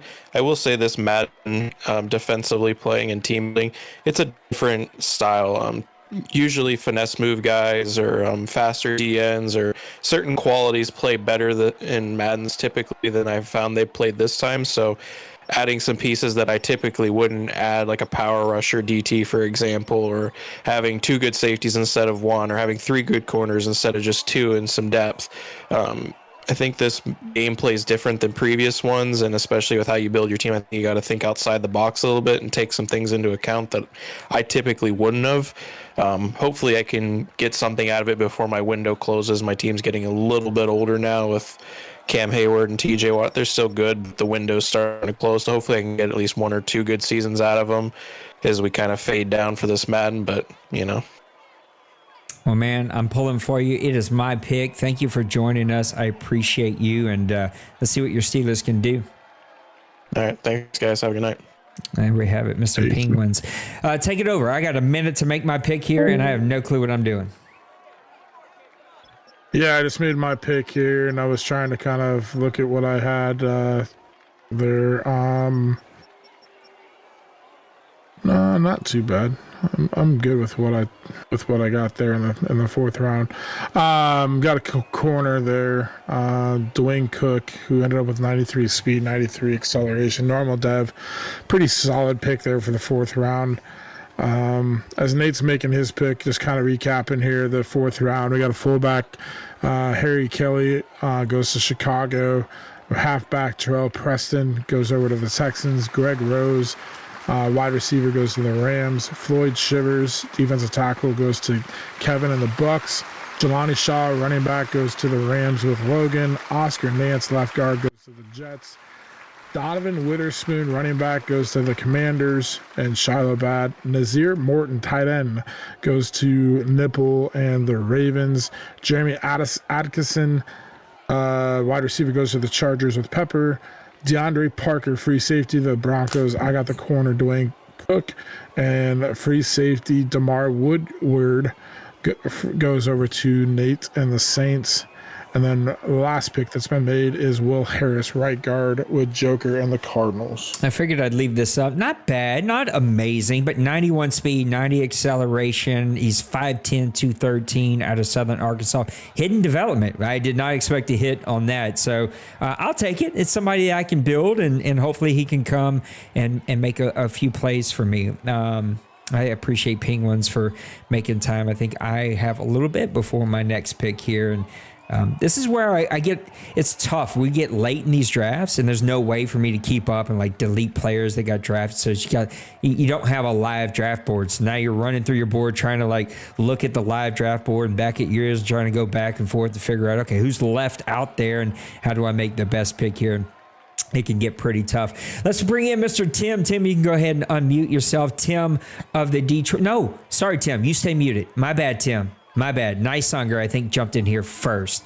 So let me bring in Nicehunger. Nicehunger, you unmute yourself. New owner of the Jacksonville Jaguars. I will say right up front, excuse me, I never like to see guys give up their favorite teams. Now, I know a few people are like what Nicehunger said. Hey, I don't like to play with my favorite team. I can't make the right plays. I can't get better at Madden. I always believe, and will be a firm believer, that guys are more likely to put in less effort and not stay in a league whenever they don't have their favorite team, even if it does come with the tension of like contracts and trading players and all that other stuff. I think I'm going to be wrong on this one. I hope I'm not right on this one, but it always gives me pause. Nicehunger, you moved over to the Jacksonville Jaguars. Why that roster? What was it about that roster that made you think would help you as a coach take your next step? So I was having a hard time with cutting players that I like in real life, and I have no ties to Jacksonville. I do like some of their defensive players, and that's what I was looking at was their defense. Their defense was pretty solid. Their offense didn't quite fit me, but I was able to move some pieces around before the draft and get it the way I wanted it. And then I got a mobile quarterback, just like I did in Minnesota. But I don't feel the tension of I can't cut this guy because I like him, and I was having a real hard time with that. Tell me what you like about that roster, though. That Jacksonville Jaguars has some playmakers in key positions. Now, you get a brand new quarterback that maybe doesn't fit your style. Do you like the quarterback situation? What do you think about the roster as a whole in Jacksonville? I'm on Justin Field. I'm okay with him. I don't dislike him. The defense is really where I liked it. There's a lot of speed at cornerback and at safety, decent speed in linebacking, and a really good pass rush with Walker and Hines Allen. And that's what I was really looking at was their defense, because the defense was where I was struggling on getting rid of people that I probably should have. And when I was coaching Minnesota, it's just there was people there that I really like on defense because of what they're doing in real life, but they don't fit to Madden, and I couldn't bring myself to cut them loose. Short turnaround. Took over your team after the playoffs had ended for the Jacksonville Jaguars. What were your main focuses taking over a team like that, trying to get them ready for season 113? Changing the offensive line was the biggest thing. A lot of them were agile, and I prefer the more power build. I like to run the ball in between the tackles, and with agile guys, it's a little harder. And so I made moves to move them. I'm not a big speed guy. I'd rather have people that can catch in traffic. So I made that change too. By moving Brian Thomas Jr. to get the 5th overall pick, which I'd been traded back to get another good linebacker. So a lot of moving pieces, but I got the roster the way I feel that I can play the best, and I'm going to give it a run. I know it's going to be tough. Got Kobe and the Titans that are defending champs, and Bronco Man's really good, and so is Roger in Houston. It's going to be a tough battle. Big Hurt, what you got for our guy, Nice Hunger? What up, Nice Hunger? First of all, it was a pleasure doing business here, having some conversations with you there around the holiday time, and being able to work out a deal. Hopefully I can represent your Vikings the way I hope. But just give me kind of your initial feeling and thoughts on the draft so far. Are you happy? Do you feel like you've missed? Do you feel like you've hit? Initially, what is your initial thought on that? Well, I missed my first pick. I hit X too quick, so I didn't get to see what he is. I got to wait till the end of the draft. And then I was looking for a speed guy for basically kick return, punt return, but Denbrew picked him up, even though he was rated as an undrafted free agent. So I turned tables and got a guy that looks like he's going to be really good in the slot. He's got some really good catching traffic, change of directions really good with the 91 speed, and I think it was like 92 acceleration or something. But he looks like he's going to be really good out of the slot. So, I mean, for my draft so far, it's looking pretty good. I need to pick up a couple more things, but the next couple picks are just backups that hopefully will develop. Or what is your initial feeling and thoughts on going from like playing in the NFC, playing in the NFC North, and now you're joining the AFC and joining the division where Kobe just won the championship and being in the division with Bronco Man and Roger. But not only just that, then you've got, Little Koch, Denbrew, Nipple, Penguins, Maniac, Cincy over there in the AFC.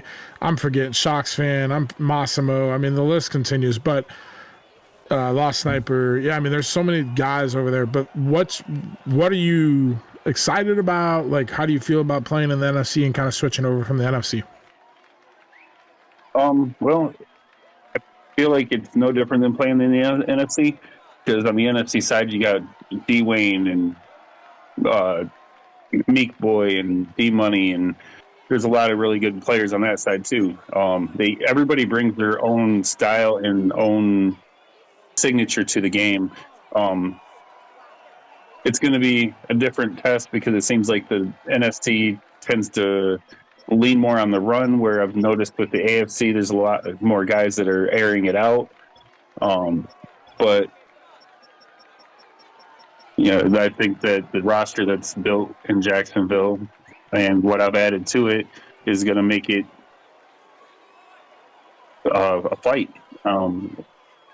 I think that everybody in this league is really good at certain things, and they make you fight for every inch. And so, honestly, it's not really any different to me.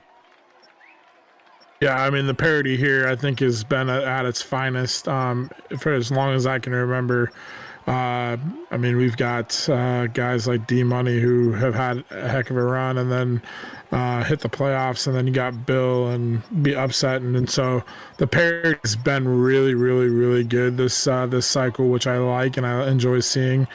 As far as the Jaguars, like, do you feel like your roster is in a good place? I mean, you said you like what you have, but do you feel like it's in a place where you can jump in and potentially win that division, get into the playoffs? Or are you missing a few pieces? How do you feel about that? I feel like I got a team that I can compete for the division and compete for the playoffs. I wouldn't say win it. I mean, what Toby's done is amazing turnaround from season 1 to season 2. And neither one of the other guys are slouches either. So you got 3 guys that could win it at any day or at any season. So I think I can definitely compete with it. And the only thing that really worries me about my roster is middle linebacker, because I don't know what I got in the draft. But other than that, I feel like my roster can compete. So my last question, and it kind of been my last question with Penguins as well. Just give me your initial prediction. How do you see yourself playing out? I mean, in this season 113. Well, I think for the first time, I might be able to snatch at least a wild card spot and be able to compete in the playoffs a little bit. Well, I know that's a little wishful thinking, but I think that I can with the roster that's built. I wouldn't say it's wishful thinking. I think you're, from what I've played you, you're a solid owner, solid dude. We've had probably more conversations here in the last couple of weeks than we've had in the past, but I've never had any bad interactions with you, and I wish you the best, man. And like I said, it was a pleasure, chatting with you, conversation-wise, in the team trading process, and I'm very excited to see what you can do with the Jaguars team. They've got a lot of talent over there. Fleury did a good job of building that, and then you've made some changes to kind of make it your own. And that's what I also like about it, is you weren't afraid to jump in and kind of put your own taste or flavor into that team and build a team that is to your style. So I wish you nothing but the best, and I appreciate you jumping in and answering a few questions. And like I said, pleasure doing business here in the off season with you, man. Yep, thanks. But before you get out of here, moving from the NFC Central. What is it? Central? North. North. It is North. That's right. We're back to East, West, North, South. Come on, Nate, get it right. This is how old I am. Moving over to the AFC, what do you think is going to happen competition-wise? Are you expecting a different style of play, a different style of owner? What's your expectations as you move over there? Well, the only one I haven't played so far is Massimo. I haven't had the opportunity to play him yet. But I know between him and Roger, they like to air it out. And that would be a little different compared to the guys in the NFC North. They tend to run the ball more. And, I mean, that's going to be a different style, something I'm going to have to adjust to. But I feel with the secondary that I have, I can hold up with it. Well, I'm excited to see what happens to your team. I see Bronco may have just jumped in here, but we got Tim next with the Lions. Man, I'm pulling for you. You're one of my favorite owners here. I love your spirit. I love your attitude.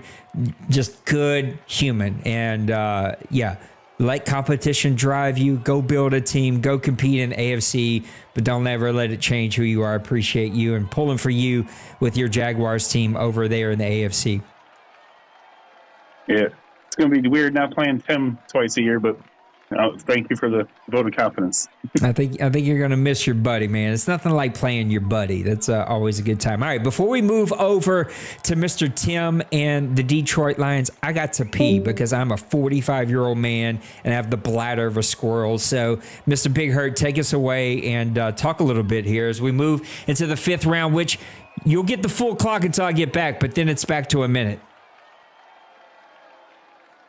Well, as we turn the clock and the draft board over to round 5, we are through 4 rounds here in just a little bit over an hour.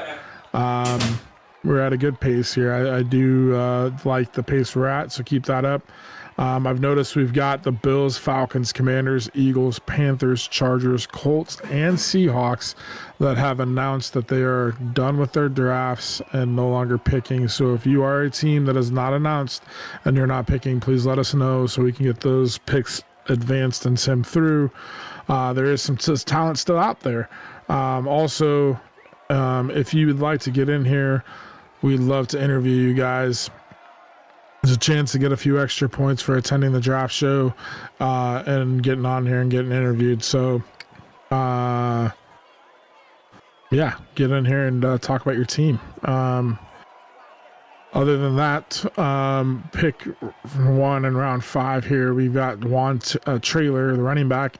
We've seen a number of running backs go here in the last round or so that I think Nate announced and kind of talked about earlier. But Juan Trailer, running back, goes to the Bears for pick 1 in round 5. Allen Dobbins, corner, goes to the Texans. Barry Goddard, free safety, goes to the Chiefs. And we are on Kevin with pick 4 in round 5. And I think, just making sure, we've got Tim and then Randy or Bronco Man coming up for interviews. All right. Here shortly. I'm going to start moving us right along here pretty soon. We're going to do it right here with Tampa Bay, who's at 54 seconds. So they got 30 seconds. So from here on out, guys, at the 30-second mark, I am advancing this thing 1 full pick. So we're down to 1 minute. All right, let's have Tim unmute for real this time. My bad for jumping the gun a second ago, Mr. Tim. Let's welcome in the owner of the Detroit Lions, Mr. Timothy Himothy himself. Tim, how's the draft going for you tonight? Thank you, OMFL Nation. Draft's been really good tonight. Well, I'm really happy with the picks I have. I hit 3 hidden devs my first 3 picks, so nice. I got much needed players I needed to help reload, as they say. Well, let's talk about your off season. You had a really good past season 112. Got into the playoffs, made a little noise, fell just a little bit short in a really good game. Talk about your mindset as you're moving into the offseason. What was some of the main goals you want to accomplish?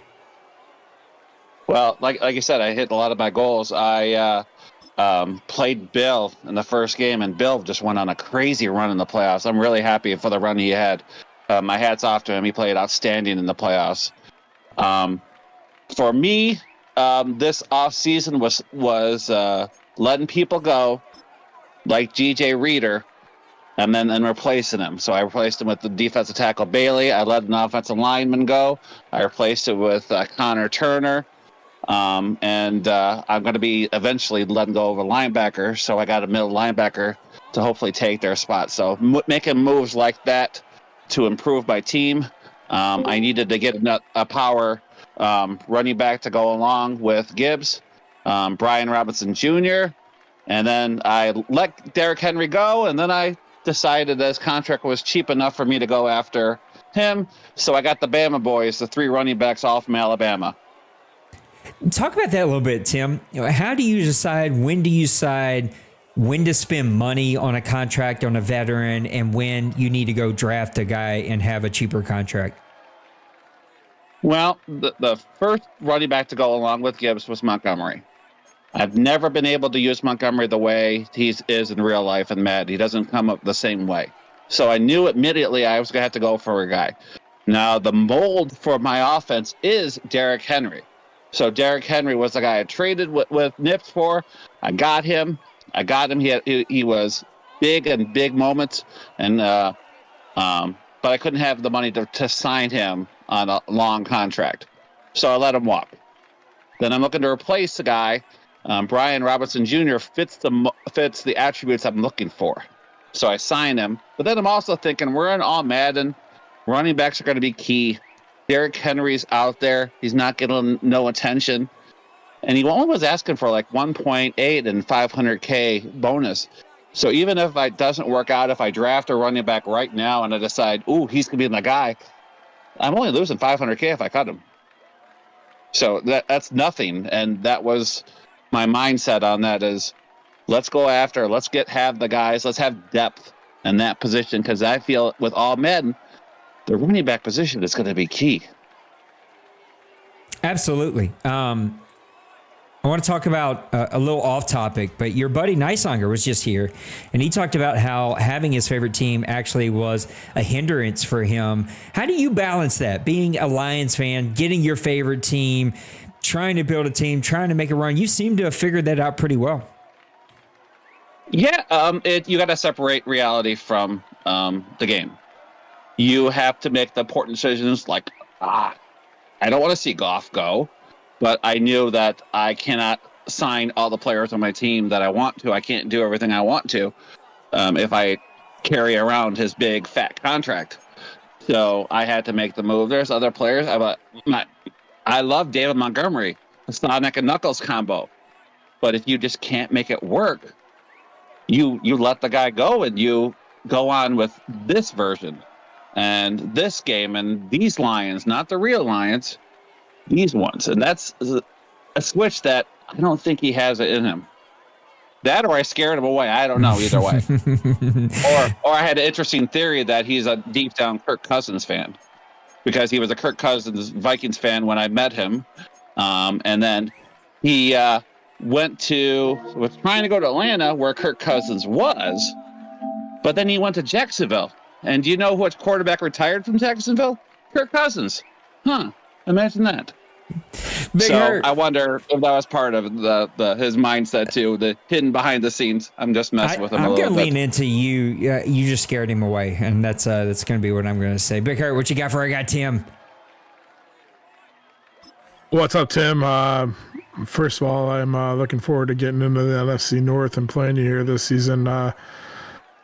Just know that the Purple Eaters are here. I look forward to our upcoming games. But give me your initial, what was the biggest piece to this offseason? I know you mentioned kind of re-signing and filling in some holes, but like, what was the one piece that you're like, feel like that was the biggest move, whether it was a signing or a draft pick so far that you've made? Well, my initial targets in free agency were power running back, a defensive end, some offensive line depth, and a middle linebacker. When I definitely want to specify middle linebacker because I think I ran 3 linebackers and all of them were better off outside linebackers. So I didn't really have a middle one, and I threw a lot of money to go the Clark, the guy that ended up going to New England. So I was disappointed I couldn't get him, but. You know, if you don't get that player, you look at see who's next. And then you go after the draft if you don't see the guy there. And I was lucky enough to find the guys that I wanted that are going to help me win. What's it like? I mean, being in the NFC North, obviously Nicehanger and I are swapping, but what's it like playing Priest and Colin and no, obviously, I think we played in the past, but just kind of what's it like being in the NFC North? Well, to quote one of Detroit's own, Eminem, will the real Colin please stand up? Because I know he dominated the first season and won the division representing the NFC North. And then what happened last year? Was he tanking? Was he spamming his new favorite toy, the Rookie of the Year? I don't know. The answer is yes from that last one. So that's what I want to know. Will he stand up? Priest is always going to do what Priest does. You better bring your game and not just mail it in versus him. You better stop the run because he's going to run you all day. And you better force him to pass because if you force him to pass, he's going to rain those interceptions for you. And then you're going to have a chance to come back. I was down 38-21 in the third quarter versus him last season, and I still managed to win that game based on forcing him to pass and taking advantage of those interceptions. And then as for me and you, I've only played you a few times, but we played competitive. We played good. You always bring your A game, so I'm looking forward to the new rival between me and you. So, Absolutely. Well, what is your as we look into season 113? What's your biggest maybe what's the word I want to like? What's the biggest piece that you need to maybe either trade for, or draft, or like what's the biggest hole that you have going into season 113? well, just a preview of the players that I'm going to have to find a way to re-sign. Include Aiden Hutchinson, Deontay Scott, Brian Branch, Jamison Williams. So I'm going to have to rob a bank or whatever I'm going to have to do to get the extra money to make it all work. So finding the money to pay all these people to be competitive and throughout a competitive roster each year is the challenge. Absolutely, and you talked about like Goff's contract and stuff, and now you got the younger quarterback too. So, give me your biggest or give me your prediction here for season 113 for the Detroit Lions. We've gone from the hunter to the hunted. We are the kings of the north. This is my division. Hear that, Colin, Priest, and Big Hurt? This is my division. So we need to bring the pressure's on us to win the division, as it should be. We have the most talented roster of all four, and we have the pieces that we need to win. Absolutely. Well, it's your pick here, so I'm going to give you a minute here so you can make that pick. Nate just took a wide receiver, Luis Morales, and a defensive tackle, Byron Durham. Once Tim makes his pick, we can kind of finish up. But yeah, wasn't too bad. A lot like all of us, I'm just going for a statistic and attribute that stuck out. I want to add a little speed for special teams from my team, and I need to add some defensive tackles to the team. So Durham's a big, strong guy, 95 strength, 317. Luis was not my top receiver that I wanted, but he was from LSU, and he was the fastest guy that I had left. And so I was like, all right, screw it, I'm taking him. So just some kind of placeholders. I think that's also what separates the very tippity top of this league with some of the guys who struggle with getting there. It's really around player having that full roster, all 53, having players that can step in at a bunch of different times and make plays for you. All right, back to Mr. Tim. After the Browns pick, we're able to skip the Seahawks. The Dolphins are still picking. Cowboys are still picking. Niners. So yeah, the Seahawks and the Bills are able to be skipped. And then the Bears, I think, are going to be pick number 1 in round 6. You can skip them as well. Yeah, I drafted a left outside linebacker, Terrence Kinney from, I forget where he was from. Normal dev, 82 speed. Little like a betweener, an edge rusher, defensive end, outside linebacker. So it's depth. That's where we're at right now. That is where we are. Big Hurt, anything else for Tim? I just got one last question here. What is, if you were to see, just because I'm coming in, who is the biggest threat to you in the NFC North? You all are hunting me. Say that again. You all are hunting me.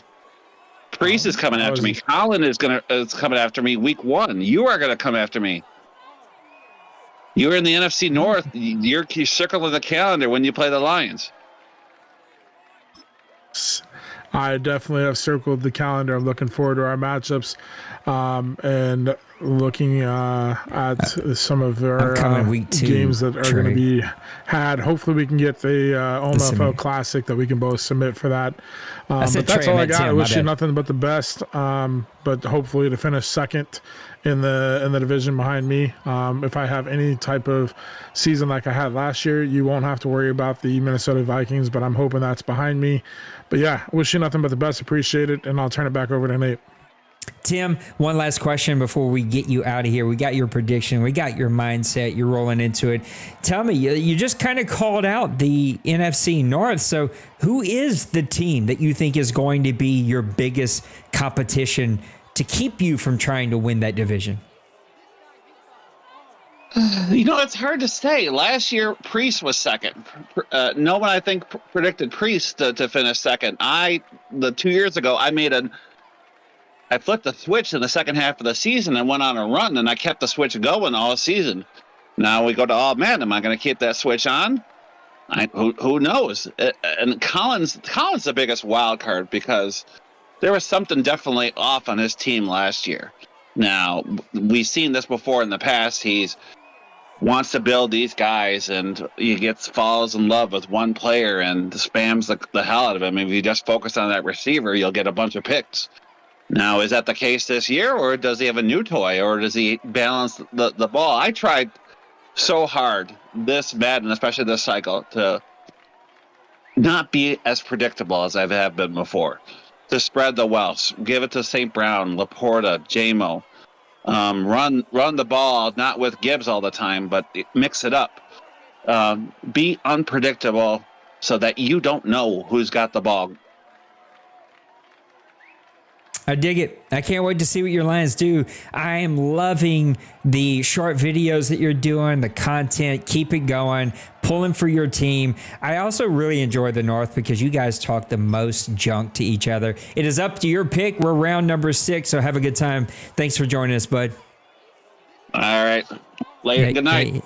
There you have it, our buddy Tim with the Detroit Lions. And, I love having Tim with the Lions. Tim's one of my favorite owners here, always has been. I miss having Trey in the league, right? He also added sort of that cachet, that sort of championship banner. But, Tim in Detroit with his Lions, it just feels right. So good for him, pulling for him. Can't wait to see what happens. I think Bronco Man was in here next, and then we'll go over to Mr. Kobe. So let's welcome in the owner of your Indianapolis Colts, Mr. Bronco Man.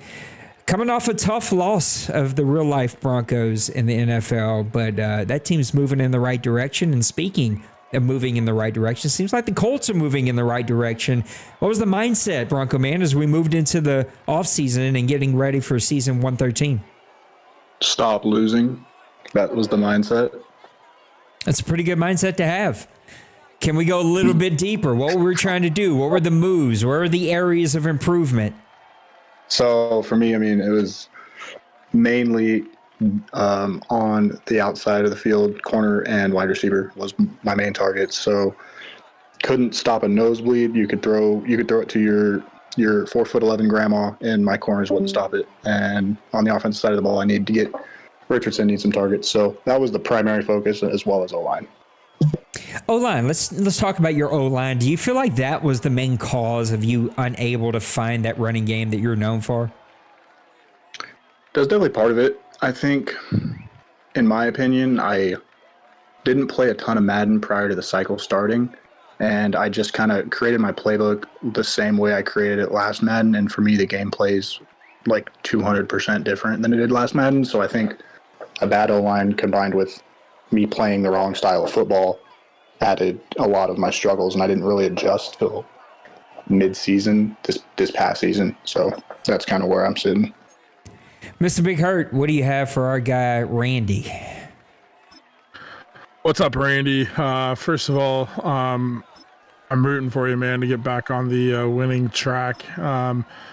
Give Kobe somebody to compete there in the AFC South. I'm looking forward, Nisanger, to do the same, and even Roger has got some things going on down there in Houston. But first of all, we talked a little bit about your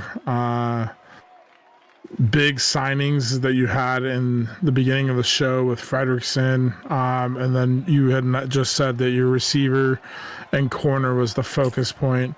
Do you feel like that you accomplished that, or do you feel like that you still maybe need another player or two, or didn't quite get the guys that you wanted, but or do you feel like you 100% solidified that hole?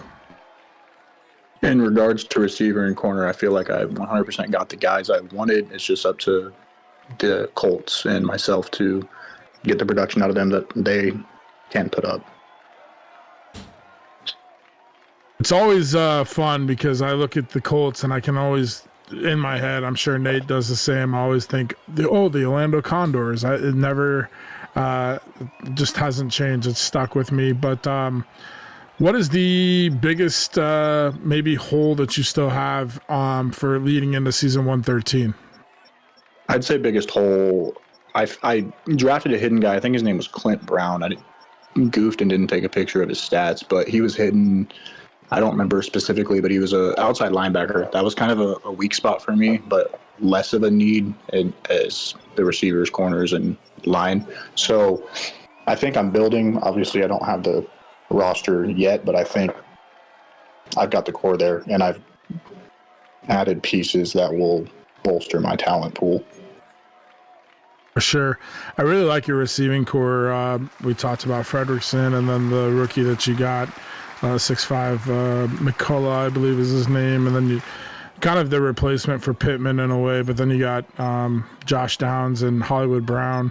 It's a pretty deep but versatile receiving core with some size, some speed, and everything, and that's going to be vital for some success to not only open up the running game, but also give Anthony Richardson some targets to move the ball. Who is obviously Kobe being the champion, but who is the team that you look forward to playing the most in your division? It's definitely not Roger. I hate playing Roger. His record never, in my opinion, shows how good he is, especially offensively. I don't know if it's just because we play a lot and he knows what I do, but definitely not Roger. He's a wild card. He could beat anybody at any time. But I'm definitely intrigued to play Nicelonger. I've only played him a handful of times, so I don't know a ton about his play style. So I'm definitely intrigued there. Absolutely. What outside your division, who's the biggest AFC opponent that you circle on your schedule? If you see them on your schedule, like that's the game I can't wait to play. Non-divisional opponent. First one that pops in my head, and I haven't played him this cycle actually, but we had a handful of classic games last cycle. I always enjoy playing Denver. They're always someone's winning by 2 to 5 points, whoever it is, and so I haven't checked the schedule. I don't even know if it's available to be viewed yet. But yeah, you can. Well, yeah, so I'll look at that, but I definitely enjoy playing Denver. Yeah, I'm actually pulling your schedule up right now. As you said that your preseason, you're got Joker and the Cardinals, the Giants with Bill and D Money. But the regular season, you start the season off Twinkie. Some key notable games. You got D Wayne week 3, Nipple week 4. You do have Denver in week 9. Penguins in week 11. Little Koch week 12. You got myself in week 16. So yeah, some games in there that would be fun to tune in and watch. How do you feel like your roster is coming along as far as building it? I know you said you're heading in the right direction. Do you feel good about it, or do you still feel like you're maybe a season or two away? Where do you feel like your Colts roster is at right now? I feel like I'm always the kind of guy that thinks I can win every game, and that's probably like a Achilles heel of mine. And I'm not a good loser in any aspect. I can't stand it. I don't handle it well, and it's motivation to win. So I always think I can win. I don't care who I'm playing. That's the mindset. Why play the game if you don't believe that? That's how I view it. But in terms of realism, I think it's kind of similar to my real life Broncos. We're close, but we're not quite fully across the board where these top dogs are. Absolutely. Give me your prediction here for season 113. Where do the Colts end up? So I believe last season I was 4-9 and I finished 8-9. So I got hot a little bit. So I'd like to think I don't know if I'll make the playoffs. It's pretty stacked in the AFC, but I think I will. I'm predicting I'll finish with a better record. I'm aiming for 10 wins. I like it. I'm going to go ahead and turn it back over to Nate. Before I do that, I just want to wish you nothing but the best, man. You and I got to finally meet each other here this football season down in Lincoln for a Husker game. Hopefully the next Husker season we can do the same. So that was a great time. So yeah, man, I always rooting for you, pulling for you there in the AFC. I wish you nothing but the best there, and I hope things work out. And good luck. Yeah, I'm going to turn this back over to Nate. Thanks, bud. Before you get out of here, Randy, I want to talk about the quarterback play a little bit. What are those expectations around the quarterback play? I think it was an undervalued aspect that you brought to Madden 24. What are you looking forward to 113 in the quarterback? I think what worked for me last season is what I have to keep doing. This is my own fault, but I started the cycle off like I still had that 99 overall X Factor Richardson, who could make any throw in the game, and it simply couldn't do that. He lost. I mean, he's like 3 throw power less, several ticks down on accuracies. But I simplified the game a lot more, focus on running. Play action brought me a lot of success. So I think bringing back the early Condors type of game plan will then lead to, especially with these new weapons, will then lead to Richardson getting to where he was last cycle.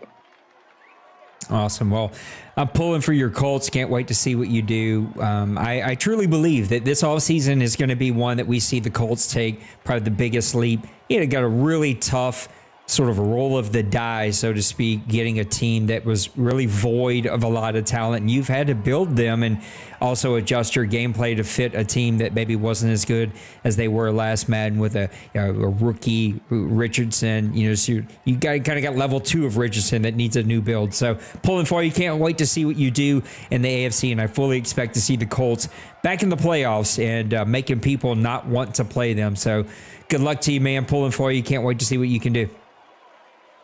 Y'all take care. Thank you. There you have it. Mr. Randy, Bronco Man of the Indianapolis Colts, coming in here and hanging out with us for just a little bit. I think up next we got your champion of season 112, the Tennessee Titans, a team that came almost out of nowhere, but we do know that owner and know what he can do. Mr. Kobe, welcome into the show. Congratulations on another championship here in the OMFL. Talk to me about that championship mindset and how it affects you as you go into the offseason. Thank you. Thank you for having me. Thank you for the congratulations. And I would say it was freeing. I went into the offseason after winning, thinking that I have won for the cycle. I can now take some chances, try and build a roster that is maybe not necessarily set up to go back-to-back, but to win a season after this or a season after that for more long-term success. We got the Steelers' perspective of arguably the biggest move of the offseason, a guy that I watched single-handedly win the game against the New England Patriots, your strong safety. Why move him? Why was he sort of on the block? Was it a contract thing? Just didn't want to pay him? Why move that guy after making so many plays this past postseason? It didn't it started out as, well, he's a 99 overall. I want to pay a strong safety $120 million over 5 years, which isn't that bad. But then I kind of just enjoyed having him on my team, and he was making so many plays, it kind of got difficult, and I started to second guess myself. But because I won, it allowed me to take a step back and be like, no, I should do this. It will help me be better Maybe not right now, but the season after this. Big Hurt, what you got for our guy Kobe, your champion Tennessee Titans? Kobe, what's up, man? First of all, congratulations on another championship here. I think one that might be a little more impressive because last cycle when you won with the Jets, that roster I feel like was a little bit better starting wise than what the Titans were, and just in season 2, so 2, really one off season and a full 2 seasons, you were able to build the roster and win a championship, and so congratulations there. That's very impressive, but not much of a shock. I know the type of owner, the type of skill on the sticks and stuff that you got, plus the mindset of calling the right plays at the right time. But first of all, give me the one thing. At what point in the season last year did you feel like really confident, like, yep, I'm gonna be there at the end of this, like I'm gonna be in the Super Bowl? I think every time I make the playoffs that I can make the Super Bowl. So I would say the moment I guaranteed my spot in the playoffs, I thought I could make it. Absolutely. I wouldn't disagree. I mean, I think anytime you get the playoffs, you're a name that pops up that many people, there's a couple of them, D-Money, Denver, you have made runs, and D-Wayne is another one that have made runs that are consistent, and it's not a shocker. But with that being said, what was the biggest... What was your mindset? What was the biggest thing that you felt like you had to do? I mean, obviously, you talked about, now I won, let's make these moves and build myself some long-term success. What was the biggest 1 or 2 things that you felt like you had to do with this team to kind of have that pieces in place to have that long-term success that you talk about? It was trying not to because I let a lot of people walk. Oh, it's my pick. I had to. Oh, excuse me. Excuse me. I was trying to break in there. I couldn't. My bad. Oh, it picked for me, I think. Yeah. I let the whole clock go. I did not skip you. Oh, sorry. I'm doing it on my phone. I'm doing both on my phone. It's fine. Not a big deal. I made all my important picks already at the end of the day. So, I got distracted. I lost my train of thought. Hurt, can you ask the question again? Yeah, just what were the 1 or 2 things? I didn't even notice there's your pick, so I'm sorry about that. But what were the 1 or 2 things heading into this offseason that you feel like you had to do, or like moves that you had to make to have that long-term success that you talked about? Okay, so the one thing I had to do was find someone that I felt could be an X-factor running back, which I feel like I found in this draft, because Tony absolutely got murdered with regression. He went from a 89 overall to an 80, and went from a superstar to a normal, and he just got absolutely bonked. So that was one thing I was focused on, and the other thing was trying to spread out my talent. I felt like, and it was fine because it was successful last year, but I felt like my talent was very one-sided, and it forced me to play my user, which I like to move around anyway, a very specific way. So I never usered Calvin. What I did with Calvin was move him in my formations so that he would take away a certain part of the field, but I'd have to move my user to wherever he wasn't. So the idea was to spread out the talent so that maybe I am using somebody, but maybe I'm using someone that's a little bit better than Roger McCreary every play. Makes sense. So let's talk about that regression. I noticed there's a couple running backs now that are, I would say, bigger names, especially Derrick Henry's one of them. Tony Pollard had a pretty good year last year, and this regression has been not so kind to those running backs. Talk to me about that. What do you feel like that is, and why is that? I think Madden added age last year to regression stuff. So I think the running back ages are set default very low to allow for more realistic regression for them. I do wish they tuned it a bit better to where players that are having good years didn't necessarily die after, having, because Tony just had the best year of his career statistically. So for him to die like that is crazy. King Henry, I feel like we might all agree on this, will never die. I just watched this man destroy the Steelers yesterday and not make it look difficult at all. So I think Madden tried to tune it for realism. I think they tuned it a little too much. Hurt, you're up, by the way. Yeah, I'm making my pick right now. So if you want to, Kobe, you're in a division that has some really good teams, especially what we watched. That Patriots Titans game was awesome. What are you expecting from your division as we move into season 113? Well, it's an open canvas this year going to all Madden. I think we talked. Everyone's kind of touched on it a little bit.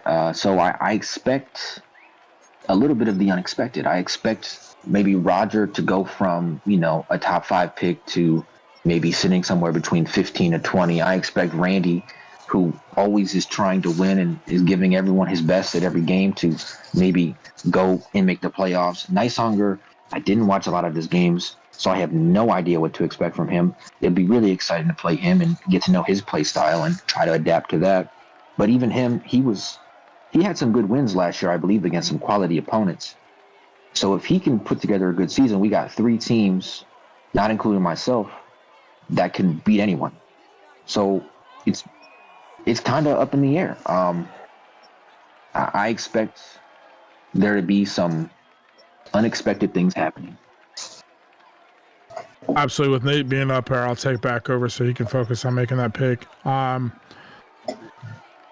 One thing that I want to ask is, like, who do you feel like is the biggest threat in the AFC side?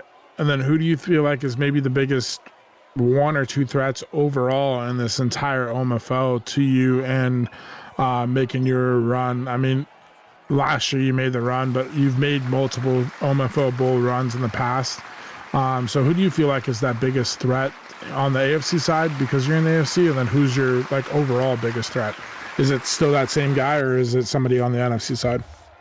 I think based on how that game went, it's impossible for me to say anyone other than Lost and the Patriots. I can't see him slowing down, even going to all Madden. I expect him to get better and better as he's been.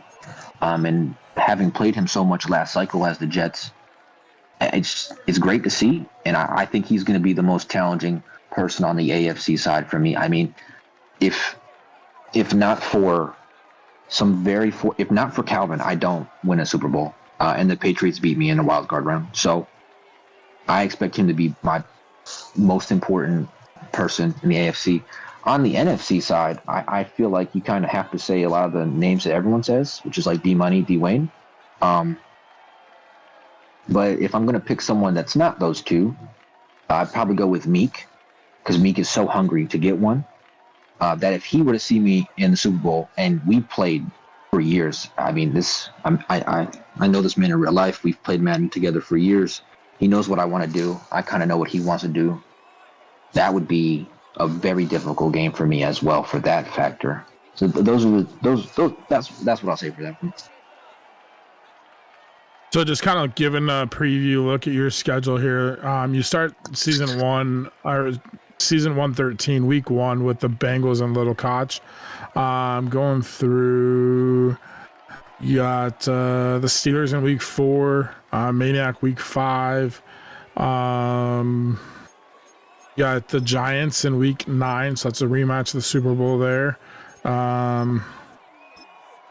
D-Wayne in week 14. And then you finish up with Denver week 18. What game are you most looking forward to or not looking forward to this in season 113? I would say the game I'm most looking forward to, just for the sheer fun of it, is the Steelers game in week 4, because Calvin versus his former team. We're going to get to hopefully see Penguins rebound, and he's got such a good defense now that'll be a it could be one of the biggest challenges moving forward that I helped create, of course. But I think that one's going to be the most fun, just for the storyline aspects of it. And then if I had to pick the most challenging game, I'll probably go with Dwayne, simply because that is always for me a measuring stick of how my postseason run is going to go. If I compete with a guy like Dwayne or D Money, even if it's early in the season or late in the season, it kind of tells me where I'm at. If I lose by a score, I'm right where I need to be. If I win, I'm for sure where I need to be. But it's a nice measuring stick. Absolutely, and as the defending champion, you're going to have everybody giving you their best shot. So that's kind of why I asked that. My last question here, and then I'm going to turn it back over to Nate. Give me your season 113 projection for the defending champion and your Tennessee Titans. Well, last year I predicted 11 wins reasonably and 15 hopeful, and I almost got to 15. Did not project myself to win a Super Bowl, so I will say a realistic projection would be, let's say, 12 wins this time. And then if I'm being real hopeful, I'm going to go back-to-back. That's what I'll say. Well, man, I wish you nothing but the best, and another season 113 here is going to be right on us here before we know it. I appreciate you taking the time to answer our questions, and like I said, wish you the best and enjoy your championship for this season. I'm going to turn this back over to Nate. Speaking of back-to-back, it's happened by a couple of guys. They've been able to do it, but it is extremely difficult. What's the biggest challenge to try to overcome that and go back-to-back? It will be learning how to play defense without Calvin. I feel like I relied on him so heavily that I may falter early on learning how to truly stop people as well as I did last year. I think that'll be the most challenging part is kind of playing team defense rather than Calvin defense. Last question. What's the hardest thing after winning a championship in the OMFL? You're up in two picks as well. Yeah, I'm prepared for this one. I got it pulled up for myself. I would say that's a great question. The hardest thing about it, I would say the bullseye that comes with it. I would say that would be the most difficult thing because I know, like Big Hurt had mentioned, like there's a bullseye, and everyone for sure is going to give me their best more than they have ever before. So I think that's the most challenging thing for sure. Well, man, pulling for you. Congratulations on another bowl win. I did not get to order your trophy this weekend, but I will get it done tomorrow or Tuesday, get that over to you. And yeah, I can't wait to see what you can do with those Titans. The AFC is going to be really interesting to me this season. There's been a lot of teams that have taken that next step, and a couple of teams that we've kind of become mainstays that have stepped back. So I'm just really, really interested to see what happens over there in the AFC. So I'm wishing you luck and can't wait to watch this play out. Thank you. Thank you both for having me, and you guys have a great rest of your night.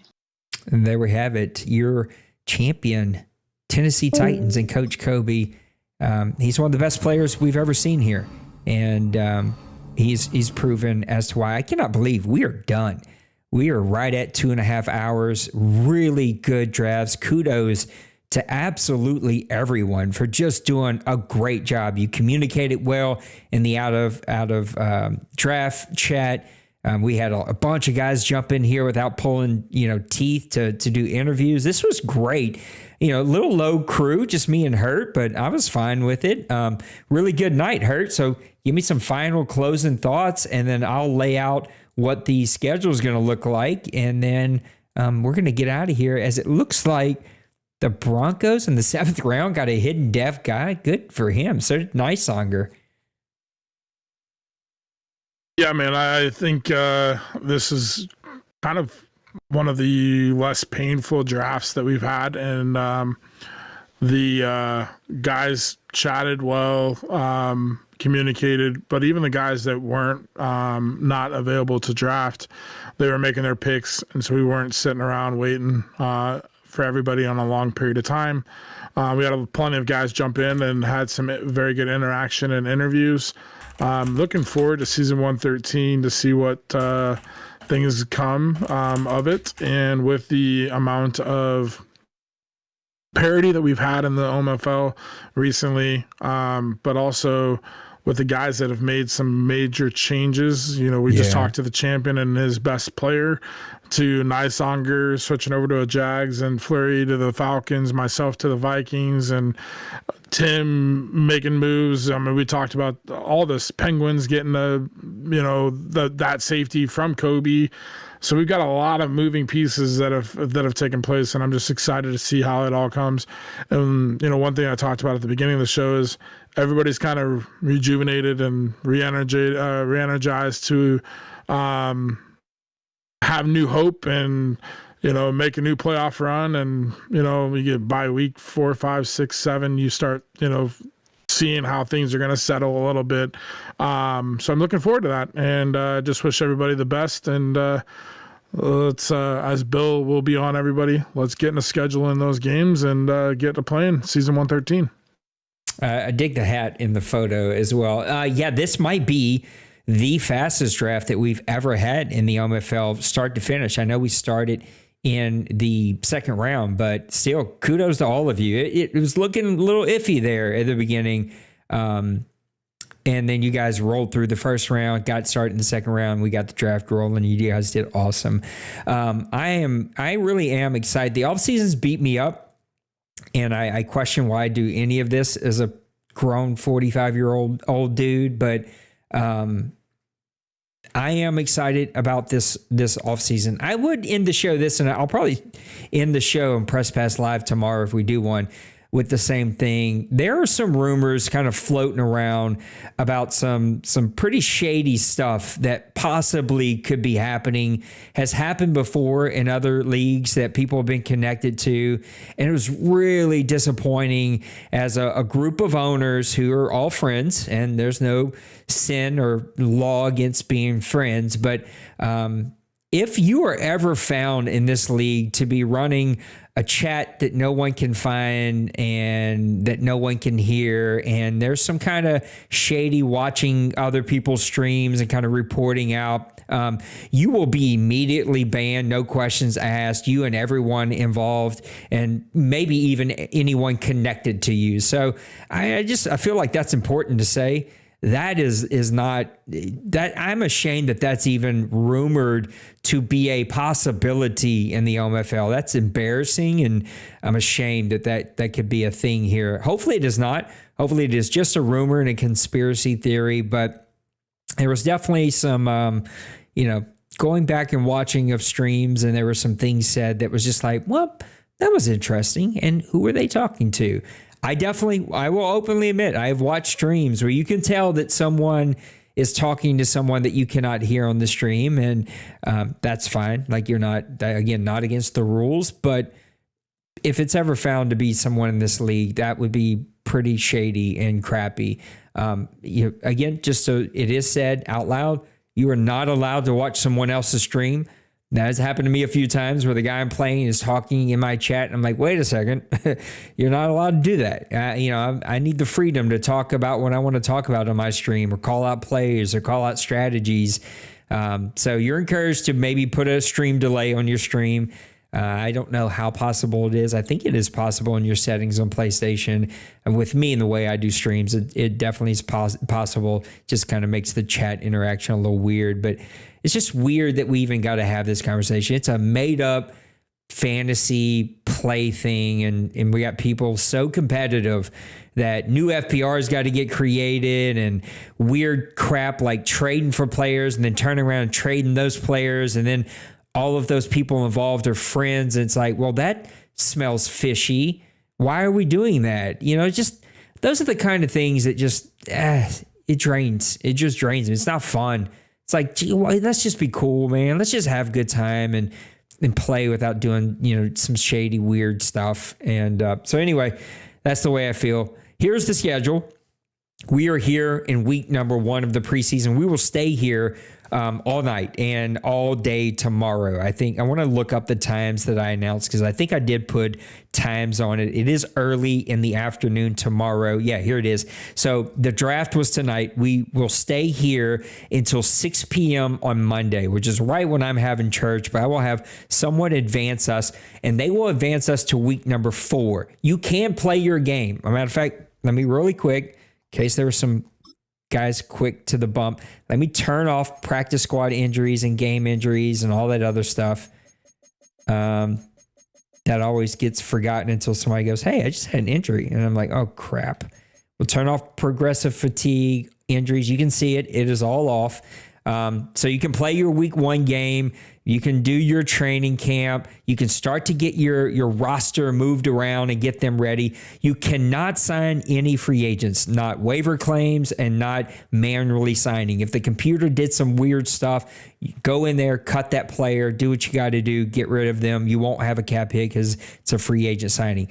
When we advance to week number 4, any free agent that is 74 and under, check the FPR, 74 and under is going to be free for all. Go sign them, do what you want to do, put them on your practice squad, do you. 75 and up, you need to put in a waiver claim. Dwayne will start to close those on Tuesday. So Tuesday, whenever Dwayne is ready, he's got my permission as soon as he wakes up on Tuesday to start closing waiver claims, get those processed. We will be in week number 1 of the OMFL on Tuesday night. So Tuesday night by 6 p.m.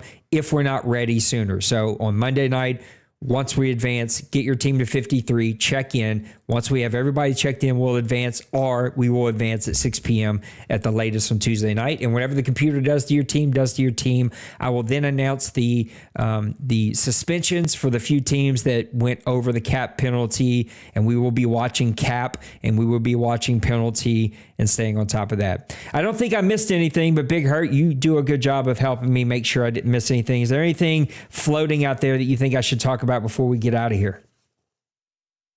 I was just going to make sure that you talked about reiterating no signing of any players until tomorrow night. Other than that, yeah, I think you covered everything. Yeah.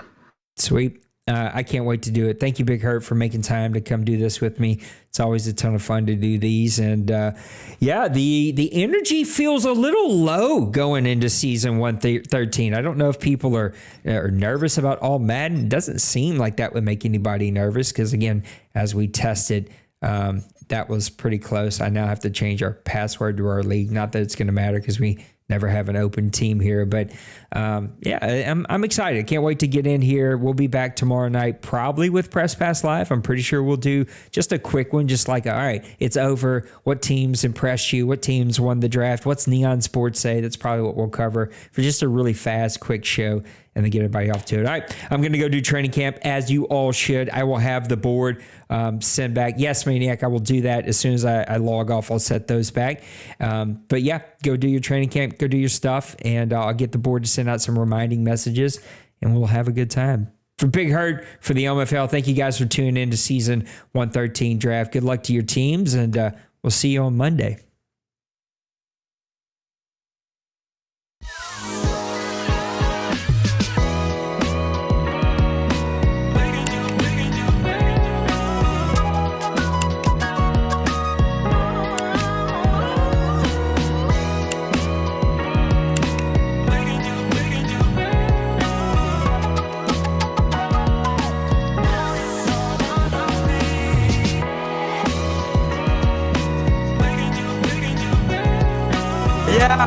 Smash that like and subscribe.